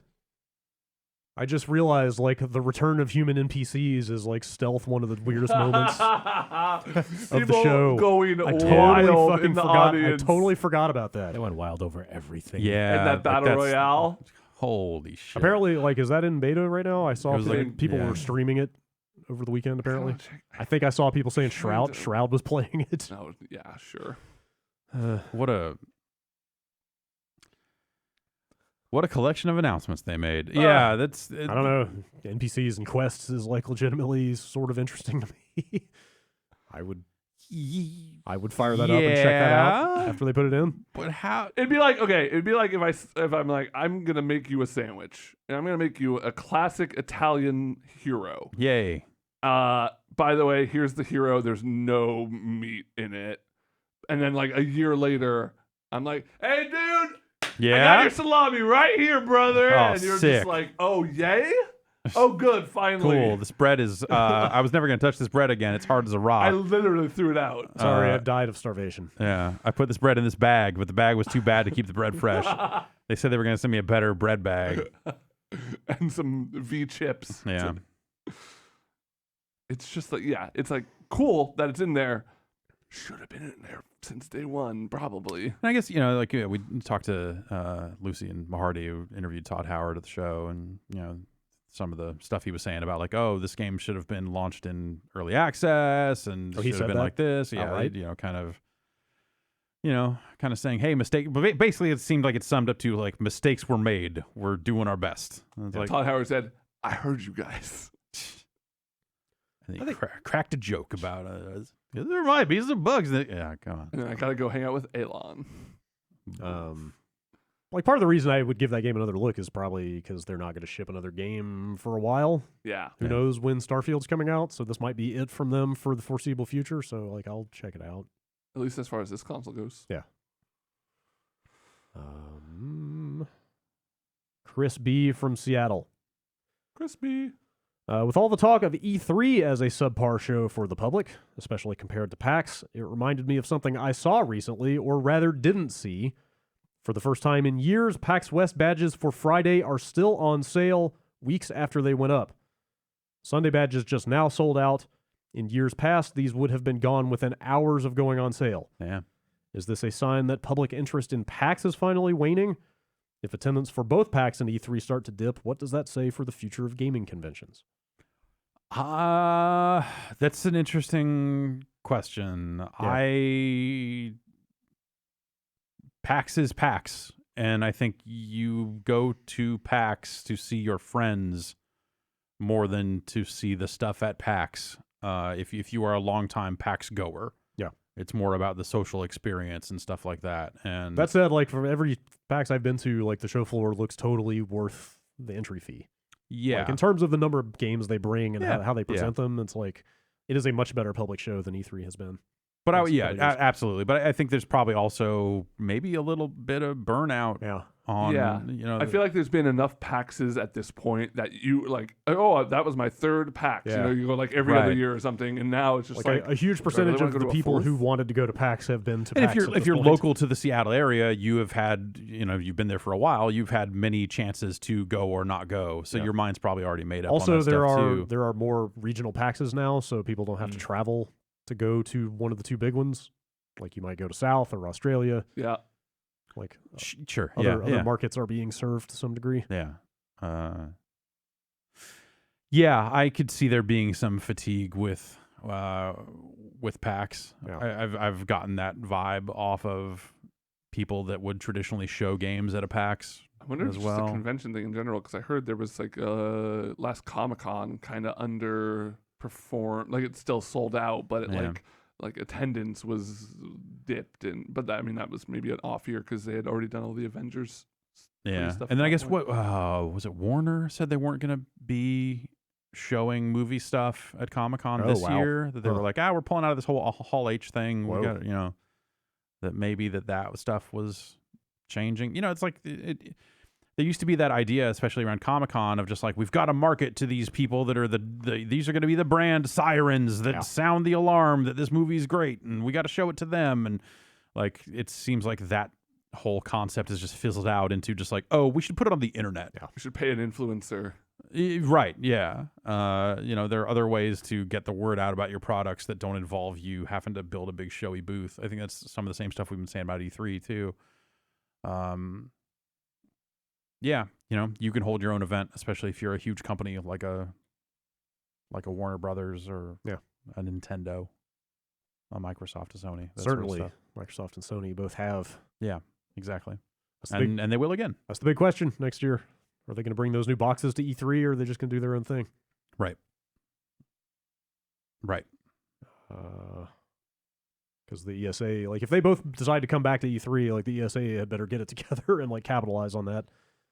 Yeah. Like, figure out how to maximize the kind of public interest in the show, because, like, that's going to be that's the biggest draw they're going to have for a very long time. Yeah, if you can't get it done when you've got new hardware on the floor, then it's done. Yeah.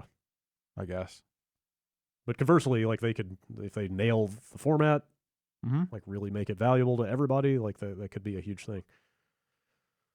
But will those boxes be at a point, let's say they're 5 months before launch or something like that, where they can have a bunch of them out there for the public to play? Yeah, that's a good question. Or is it like, hey, we've got 20 of these things and we're still building them, we're still doing this, we're still working on this, and developers have dev kits and blah blah blah, but maybe they're not putting them out there for people to play.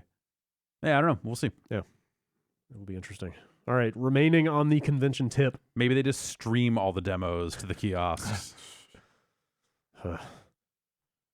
Mayumi from Vallejo writes in, just listened to the episode where y'all were discussing Ben's AnimeCon adventures, and I wanted to share my last YaoiCon experience. Okay. I might know this Ayumi. An old friend of mine was way into Yaoi and invited me to go with her to YaoiCon here in the Bay Area. It's pretty much your typical small-size anime con, but with way more girls. One of the events they had on was auctioning off yaoi guys for the night. Yes, you can bid real money to have the company of these guys. I think the money goes towards charity and next year's con. My friend had her eye on one of the guys and ended up spending $700 for him. They actually ended up having a great time together, and it even developed into a friends with benefits relationship. Solid. It still blows my mind to this day, and I'll never not think of this when I think about Yaoi. YaoiCon was my first ever anime convention. Okay. Hot stuff. Yeah. They like do it like at this point I think I was blackout drunk, but they do like that whole auction thing is like a talent show auction. Like you go up and like you do sing or you do a skit or whatever, and then people bid. Yeah. I drank a lot. I think we were trying to, that was back right after I was an intern, and I think I kept trying to pitch to Ethan to like, no, send me there and I'm gonna make a video and for Anime Vice. Yeah. I would like to see the blackout drunk video you would have shot. There's still, I think, for Anime Vice. some B-roll on the cutting room floor somewhere out there. Great, we'll bring back Anime Vice specifically, and so you can put that footage up. Put up that one video. And then I can get back to deleting all the accounts who are way into gigantism and upload stuff in the wiki. And so every account on the site. Not you guys, but you guys had me doing some weird shit as an intern. Oh yeah, no, that's we had no idea what to do with interns, and so it became Ethan's thing. Yeah, because we were too busy. Yeah, it was fun though. All right, email from Nick. I found this email quite enlightening. I'm sure that Jan in particular, but everybody will get something out of this. I wanted to shed some possible light. He's from Arkansas. On your recent podcast discussion on shipping your equipment down early to E3. Great. My company regularly runs a booth in national and regional trade shows. In my experience, there are two options to get things delivered to a convention. Option one is to have scheduled to be delivered exactly on the day of convention setup. This is tricky as you need to coordinate your shipping to hit on that day in the right time frame without being too early or too late. Mm-hmm. Option two is to ship to an advanced warehouse. This involves sending the package 1 to 2 weeks early to an offsite location. These packages are organized ahead of time so that they are quickly and easily delivered on the setup day to the right locations. This method makes it easier on shipping. We can send any time in the advance window, and on the site itself, booth materials are delivered in a coordinated manner with minimal conflict. Your equipment is not going to the trade show itself, so this all may not apply exactly to your situation, but I imagine yours is at least similar to some degree, causing the week-long delay. Yeah, we end up on the same truck as basically our truck ends up going to 4 different places. Or Did they actually tell us that? Well, Is that no, on the manifest or because something? we were number 4, Schedule? so I assume that there are different drop-off locations because there's booth setup, there's war room setup. Yeah, Which our is, actually, stuff this is probably the same loading dock, but yes. Yeah, there's our hotel is stuff. Like the first one on, so we can be the last one out. Yeah. Because they go to the convention center and dump out 3/4 of the truck, and then the rest of our stuff goes over to our spot. So our stuff's basically sitting somewhere outside of LA Yeah. for most of the week. With someone kicking the coffee table until it breaks. Oh man, that coffee table's not in good shape at all. Really? It got worse. It got worse Oh, on the way wow. back, huh? Which I don't understand because Vinny and Jason put it on top of one of our road cases. Yeah. And so it wouldn't move, but then somehow all the bolts that are holding the legs to the table Mm-hmm. are now ripped off. What? So it's great. Great. Can't Great. fix it with gaff tape. Well, we can get another new coffee table next year, I guess. Or we keep bringing this one down. I like that. Okay. Until it's all tape. Yes. Yeah. Ooh. Fun. Like those guys that make suits out of duct tape. Exactly. The couch and chair make it back okay? Couch and chair, totally fine. Everything else, totally fine. Good. So I was on the way down, one of the coolers flew off a CPU in transit or something. Yes. Yeah. And A then lot of little things. one of our TVs, some Right. some stuff was loose in there. Yeah. Because it was probably dropped. Yeah. I can't remember when we were talking about area codes. Was that at E3 at some point? Probably. Michael wrote in about area code reassignment. Fun fact, in 1999, someone petitioned that Cape Canaveral, Florida be given the area code 321 to acknowledge the contributions of the space program to the surrounding area. That's cute. I guess the original owner of 321, which was a Chicago suburb, had to get a new one. That sucks. Like I said, that happened to us. Yeah. We were 704 until I was like 13 or something, and then we became 828. But that's like more of a split, right? There were probably still I think- 704 people yes, on yes. a different side of town. We just or- yeah. happened to be across the divide, Yeah. I believe is how that worked. That was like before the 510 existed. It used to all be 415. Oakland wow. was all 415. Okay. So you had rap groups from Oakland called 415. Ooh. And it makes a little less sense now. Ooh. That's rough. Got to rebrand. Yeah. Can you imagine when all the rap groups are going to start yelling 628? No. Okay, good. They're just not gonna. Everyone's got cell phones now anyway, so they're just Fair enough. they're still gonna keep their same number.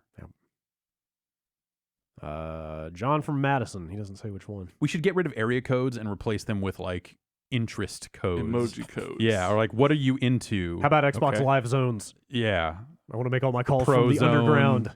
the Yowie zone. Like, what are your interests? The Pizzone. Yeah, if you're a Oh, Pizzone fuck interested, then I'm Pizzone curious. What if everybody's phone number just had a top-level domain sure. or something? 555-6834.bike. Yep. Yeah. Mm-hmm. Oh, I don't think I pulled the email, but somebody did write in to say that McDonald's.lol has been registered Oh, good. so that none of us have to worry about it. Great. I'm glad. John and Madison. That would have been a good Mastodon. I hope they set up a Mastodon instance Yeah. on it. That's pretty good. With the news that Just Dance 2020 is coming to the Nintendo Wii, that makes me wonder, is the Wii U Nintendo's Atari 5200? Sure. Yeah. Yep. Some Yeah. weirdly specific analogy. Plays Wii games, kind of didn't do, but Yeah, didn't- sure. Didn't catch on. All right. Yeah. Technically better. Weird controller. Still getting games. Yeah. Or technically still getting games that run on it. Yeah. Luke from DC. Both Project Scarlet and the PlayStation 5 will have an SSD. But only Scarlet will have some measure of forwards compatibility, especially with confirmed titles like Halo Infinite. Do you think this hurts Microsoft since they can't design the new Halo with the premise that every player has an SSD? It's an interesting because but also they'll be developing it for the PC, so it kind of it's weird any way you look at it. Yeah.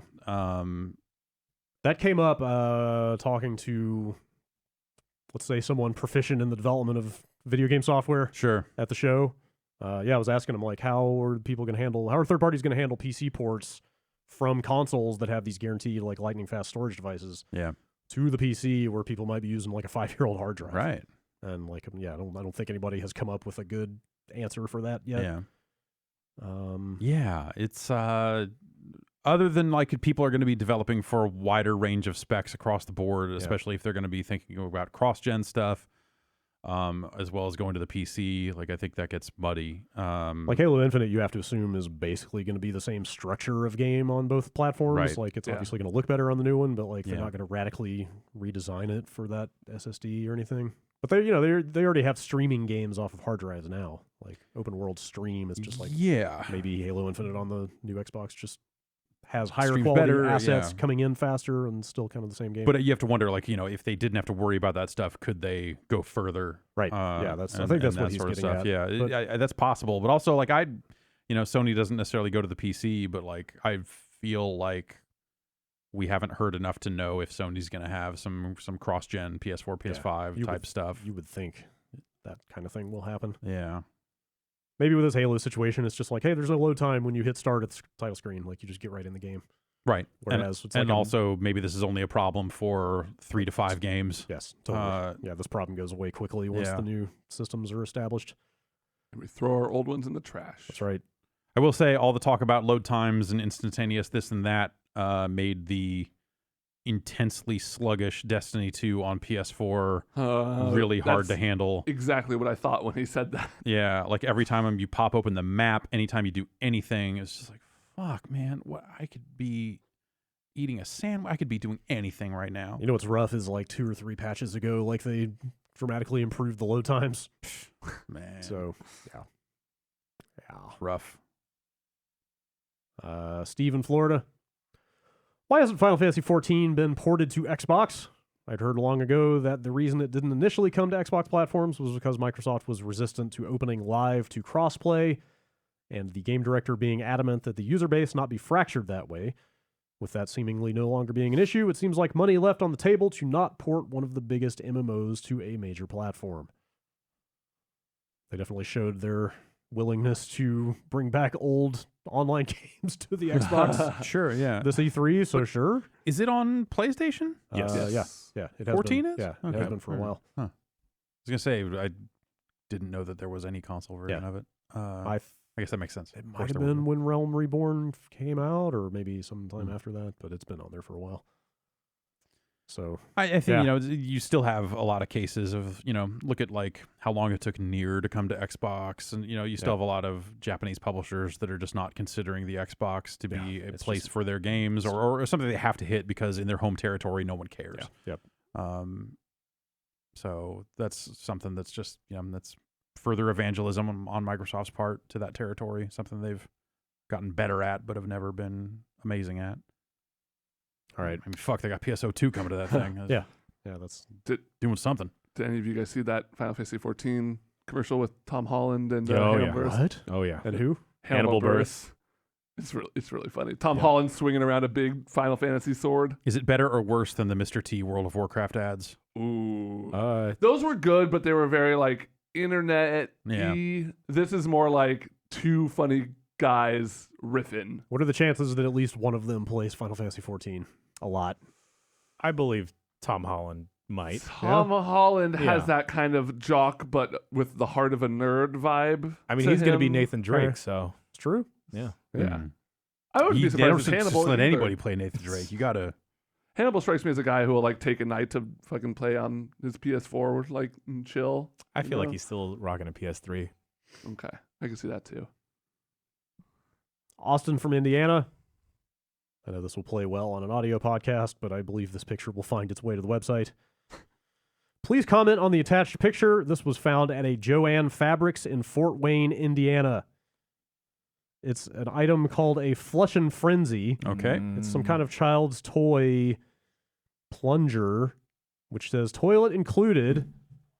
Here's the front of the box, bearing the phrase, poop, there it is. And what we see here is kind of a Pickle Rick type scenario, except instead of green, you're working with brown. It's a Mr. Hanky situation, to be sure. Sure. Yeah. Except kind of worse. I think a big problem is we're also It's like- desensitized to human shit because we just see it everywhere on the Yeah. street and stuff. So this is not shocking It's like at all. if Mr. Hanky and Slimer from the Ghostbusters got Okay. together. Yeah. Oh, you mean Onion Head? Yeah. Sorry. Yes. I don't like this at all. No. Yeah, we'll make you guys look at this Is too. that $39.99? Is that what that says down there? Yes. It's a lot of money for a Yes. fake piece of shit. It's a fake piece of shit, a toilet, and a fake, plunger. a fake toilet, a fake plunger, It a says fake toilet piece of included right on the box. I just bought a real plunger for $12.99. I can't get past the phrase. shit. The poop, shit is free. I can go do that right now. Poop, Wow. there it In fact, is. I'll- Poop, there it is. Thanks. It's more of a poop, there it is, really. I mean, if you. Yeah. You could have called it the Scat and Splat. Jesse from Toronto. You're thinking Scatman? Different song. I was recently playing some Apex Legends with friends, exploring some of the newly added content, and started to draw some comparisons between some of the skins currently found in the game and some cannabis strains on the market. Being from Canada, where marijuana is now legal, there are two things I love: gaming and weed. Hell yeah, brother. It's like 8 E's, at least, maybe 10. So I ask you, Apex skin or cannabis strain? All right. Hit me. All right. Head trip. This Oh, is weed. Weed. No, that's a skin. What? For Pathfinder and Octane. I Ah, don't believe you. I believe it. Morning Dew, Weed. Weed. also a skin. Ah! For the, to be fair, he is including gun skins in this. That's Which- fine. That's, Yeah. That's a skin for the R99. Also, it's not like there could be a weed strain out there called Morning Dew. I think there is. I think there's got to be. That's very possible. That's It an turns out the dark secret is all Yeah. these skins are actually named off of strains. that's an R99 skin. Okay. Unicornucopia. That's weed. I'm gonna go Apex. That's weed. That's a skin for Mirage. That's like pink and shit. See, at this point, I'm just saying weed rainbowy. because there was already so much Apex that I'm like, well, there's You're probably inside your own next one's head, prob- man. yeah. You're on a head trip, brother. Oh shit. What if they're all Apex? There skins? is there. Okay. What if they're all Apex skins? Morning Dew boasts a deliciously sweet berry flavor and aroma. Okay. This is Oh, this tell is me a more. picture. It's okay. It's You're working with 14%. sativa, indica. It's a what 14.61% percent? THC, 0.03% CBD. It's a hybrid sativa and indica. Okay. This strain boasts a deliciously sweet berry flavor and aroma. Her smoke is smooth and earthy on exhale. Okay. Her Yeah, smoke? leaving a sweet flavor behind. Huh.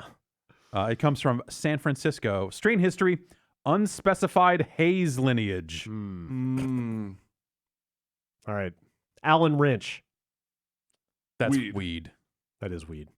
Nice. Alan Wrench is an American strain that was developed by crossing the infamous mind-bending train wreck and the award-winning NYC Diesel. Okay. Yeah, train wreck. Yeah, East Coast Diesel. Panama Red. That's weed. Weed. That is weed. Yeah.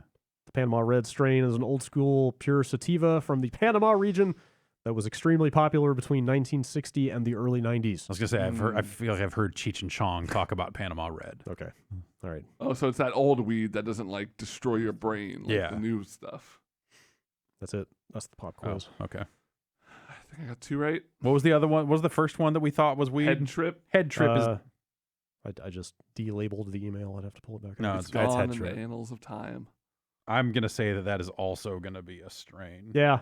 I wouldn't be surprised if all of those are strains. What if every Apex skin in the game? We're on to your respawn. Ha! Hang on, I have to tell this thing that I'm at least 21. Head Trip is an indica dominant cross of chocolate trip and snow lotus, bred by Bodhi Seeds. It produces relaxing body effects and a somewhat psychedelic cerebral experience that reveals where Head Trip gets its name. The aroma is an earthy mix of chocolate and coffee that offer flavorful relief from anxiety and depression. Yeah, I love all those things. all weed is earthy. It's fucking a plant, dog. You don't need to put that in your copy for every weed strain. I don't think there is a more weed smoking name on the planet than Bodhi. Bodhi. Bodhi. Yeah. I'm just gonna say. Yeah. What about Brody? Slightly less. Slightly less. Yeah. Okay. Yeah. You lose that. Yeah.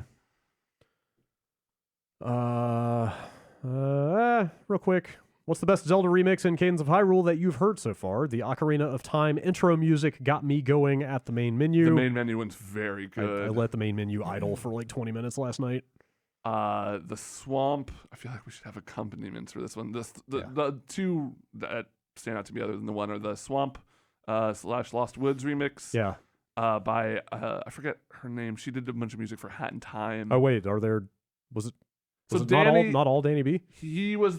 Or He's where do the you see- composer, and he did a bunch of the tracks, but then there were also some guest. Is that in the game? Where did you see that? I saw that on YouTube in the Okay. comments of people like, "Wow, she got a track in Oh, there." interesting. And Okay. Maybe that's buried in the game somewhere. yeah, I think in the credits, the end credits, I remember something about that, and then I credit all the like voice singers and stuff. And the Gerudo Valley remix is really good. It's got this kind of weird like Pink Floyd or almost like Random Access Memories, like funky weird bass to it that I really They like. get into a lot of weird styles. Like Yeah. That's cool. What's the desert area called? That's the Gerudo Valley. Or no, I'm thinking about what's in the upper, like the northeast. Is that like Death? I haven't been up there. The Rocky yeah. Mountain. Is that Death Mountain? Yeah. Like that's all like it sounds kind of metal up there. It's like really heavy. There's like a little rockabilly stuff in like Yeah. this more In surfy the- town. Yeah, totally. It's all over the place. Lost Woods and like honestly just the main like Hyrule Overworld theme, like the combat version, the really up tempo one, Yeah. is my favorite. It's all very good. I hope they do that thing they did with Necrodancer where they put out multiple soundtracks of like, here's the main one, here's the shopkeeper version, and here's They really need to do that. I don't know how willing Nintendo is to do stuff like that. yeah, They have songs on. they They have put stuff out on Spotify stuff? and Okay. stuff. Like they Okay, that'd be good. they would be insane not to. a lot of video game music covers on Spotify Oh. too. Oh. If you like, how do you like Escape from the City?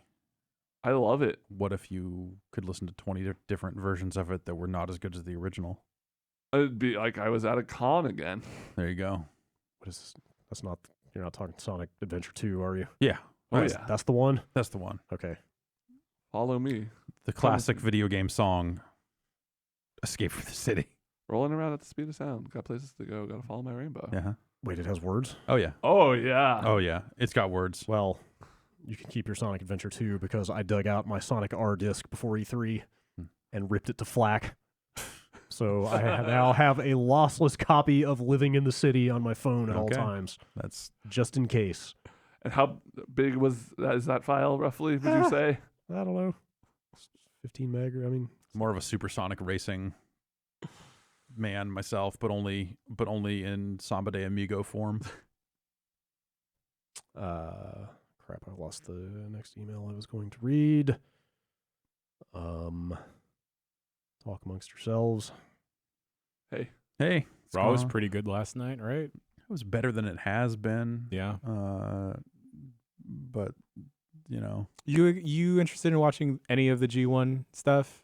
I am. I just I'm not engaged in it enough to feel like I need to watch Sure. it as it's happening. Sure. So that's the sort of stuff I can kind of like come to Totally. after and go like, oh hey, here's the matches you should watch and catch up that way. Yeah, that B block is looking mighty interesting. Yeah. Yeah, I'm glad that Kota Ibushi and Naito are not in the same block because did you see that match or any of the highlights? I mean, I saw the thing, the Oh, one, God. that apron bump that was like ridiculous. But Jesus Christ. like what the fuck? Yeah, I keep both of those men away from each other. Yeah, until the very end, and then let them have it.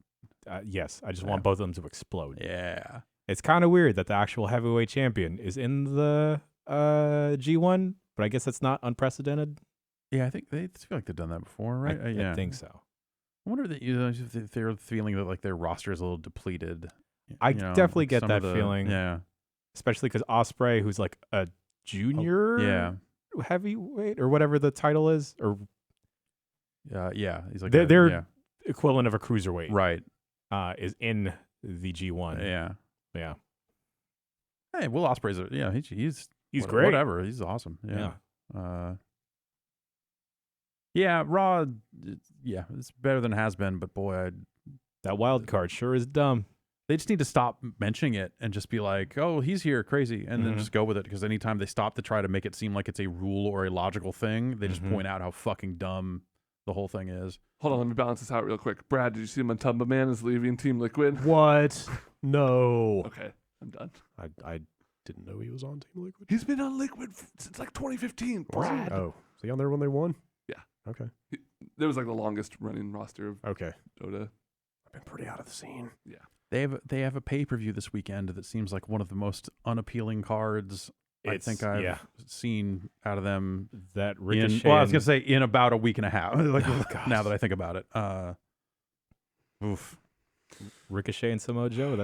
That'll gotta be good. That'll be an awesome match. Yeah. Their stakes are not interesting anymore. You know what I They- forgot? They can't build a good. They can't build an issue between wrestlers anymore. They just don't. Is AEW broadcasting anything? No, yet? they start in October. They had Okay. their first big show. What was it, about a month ago now? Wait, they About got a the month big ago. show? Yeah, they got the big. No, The Giant. yeah, No.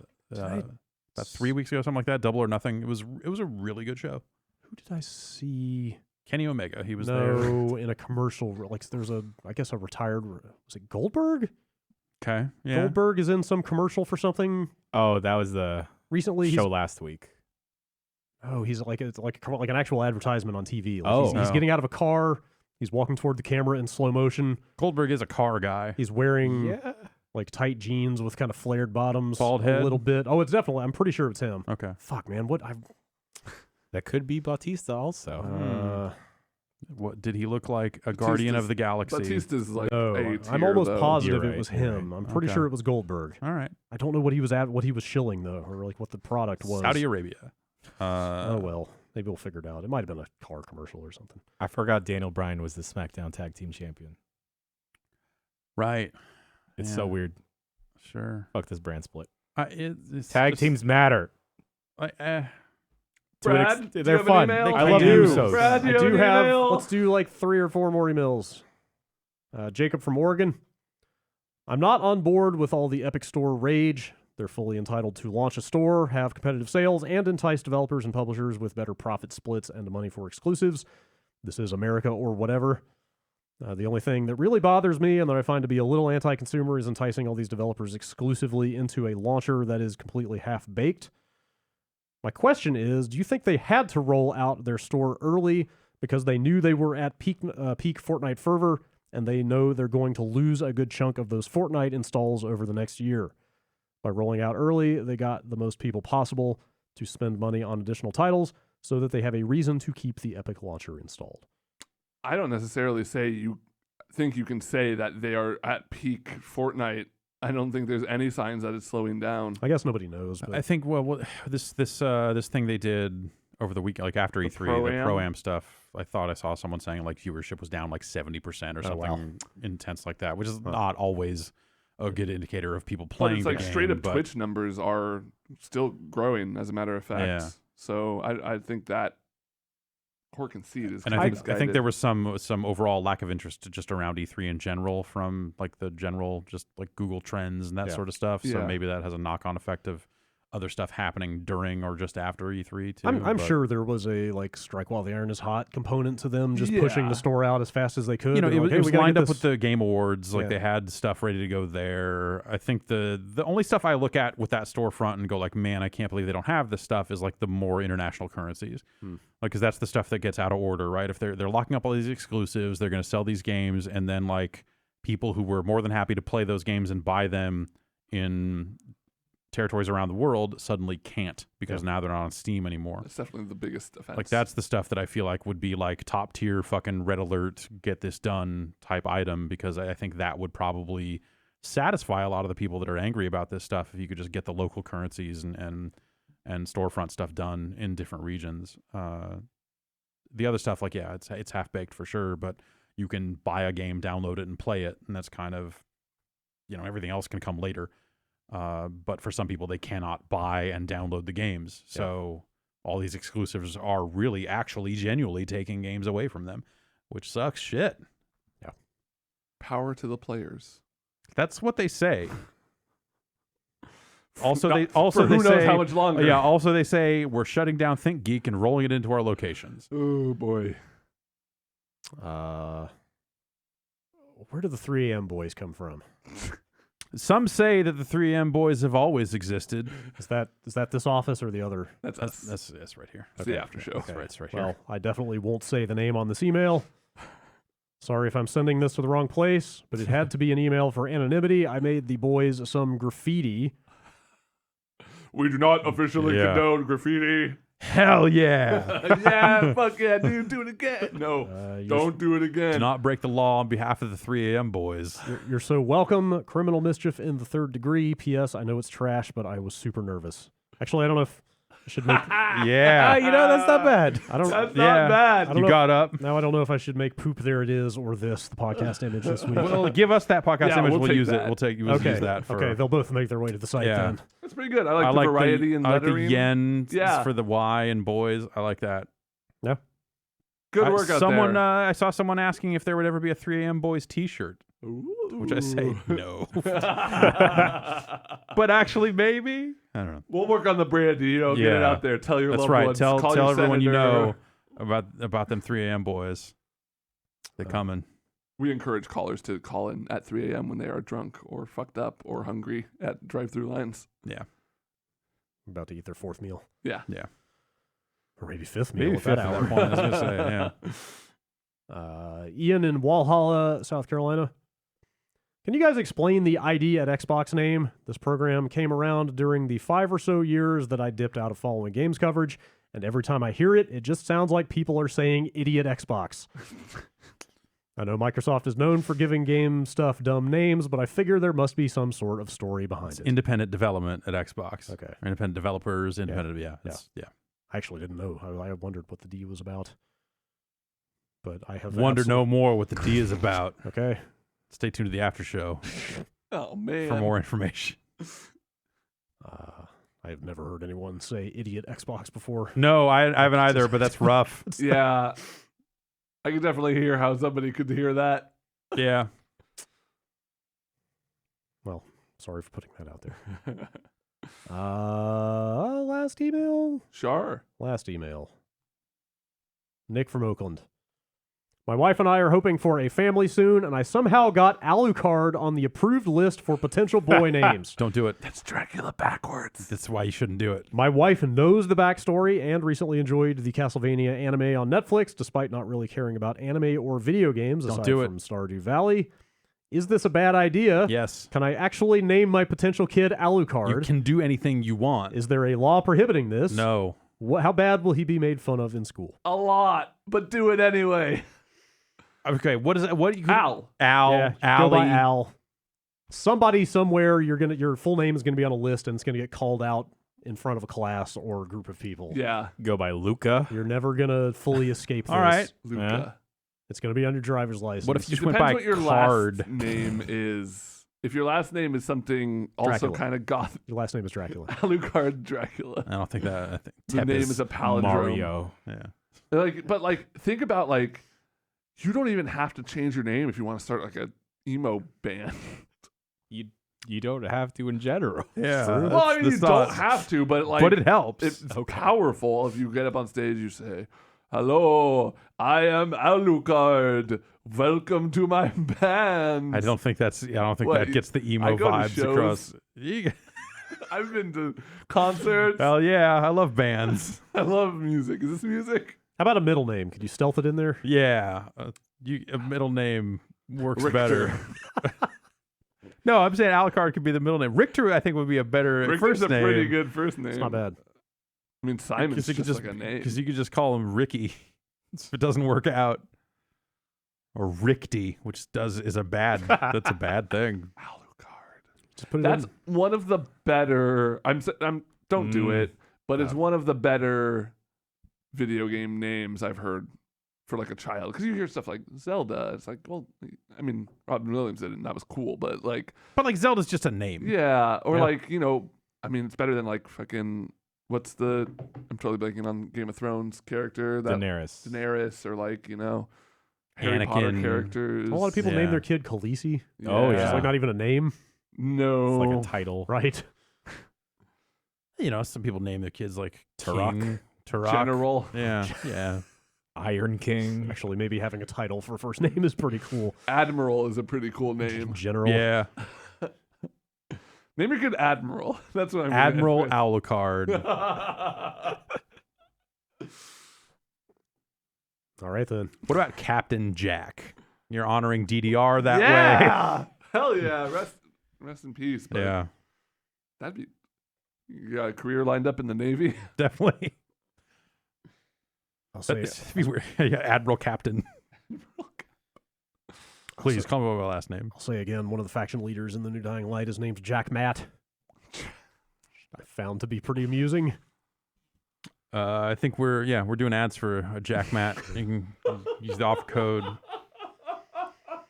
All right, that's it for emails. Podcast@giantbomb.com. That's it.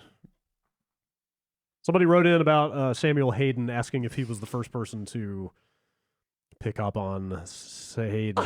I decided to spare them. They did end the email by saying, "Am I brilliant or the last idiot on Earth or Mars or Hell to realize this?" Both, That's good. both, right? I mean, Yeah. like you figured it out, so good for you. Yeah, You figured it out, so whatever. everybody has their Phoenix down. Right. Yeah. Yeah. All right, that's officially it for emails. All right. Okay. We're still assembling stuff Yeah. out here on this end. We Yeah. got to put this coffee table back together. Yeah. You can't record a video with no coffee table. No, That's the no. law. right. So, Yeah. Yeah. Well, we got a couple things in the Yeah, well, can coming up. Start Cadence getting of some, Hyrule stuff. get some stuff together as the week goes on. Yeah. There's just Samurai Showdown, like you mentioned. Some other Bloodstained.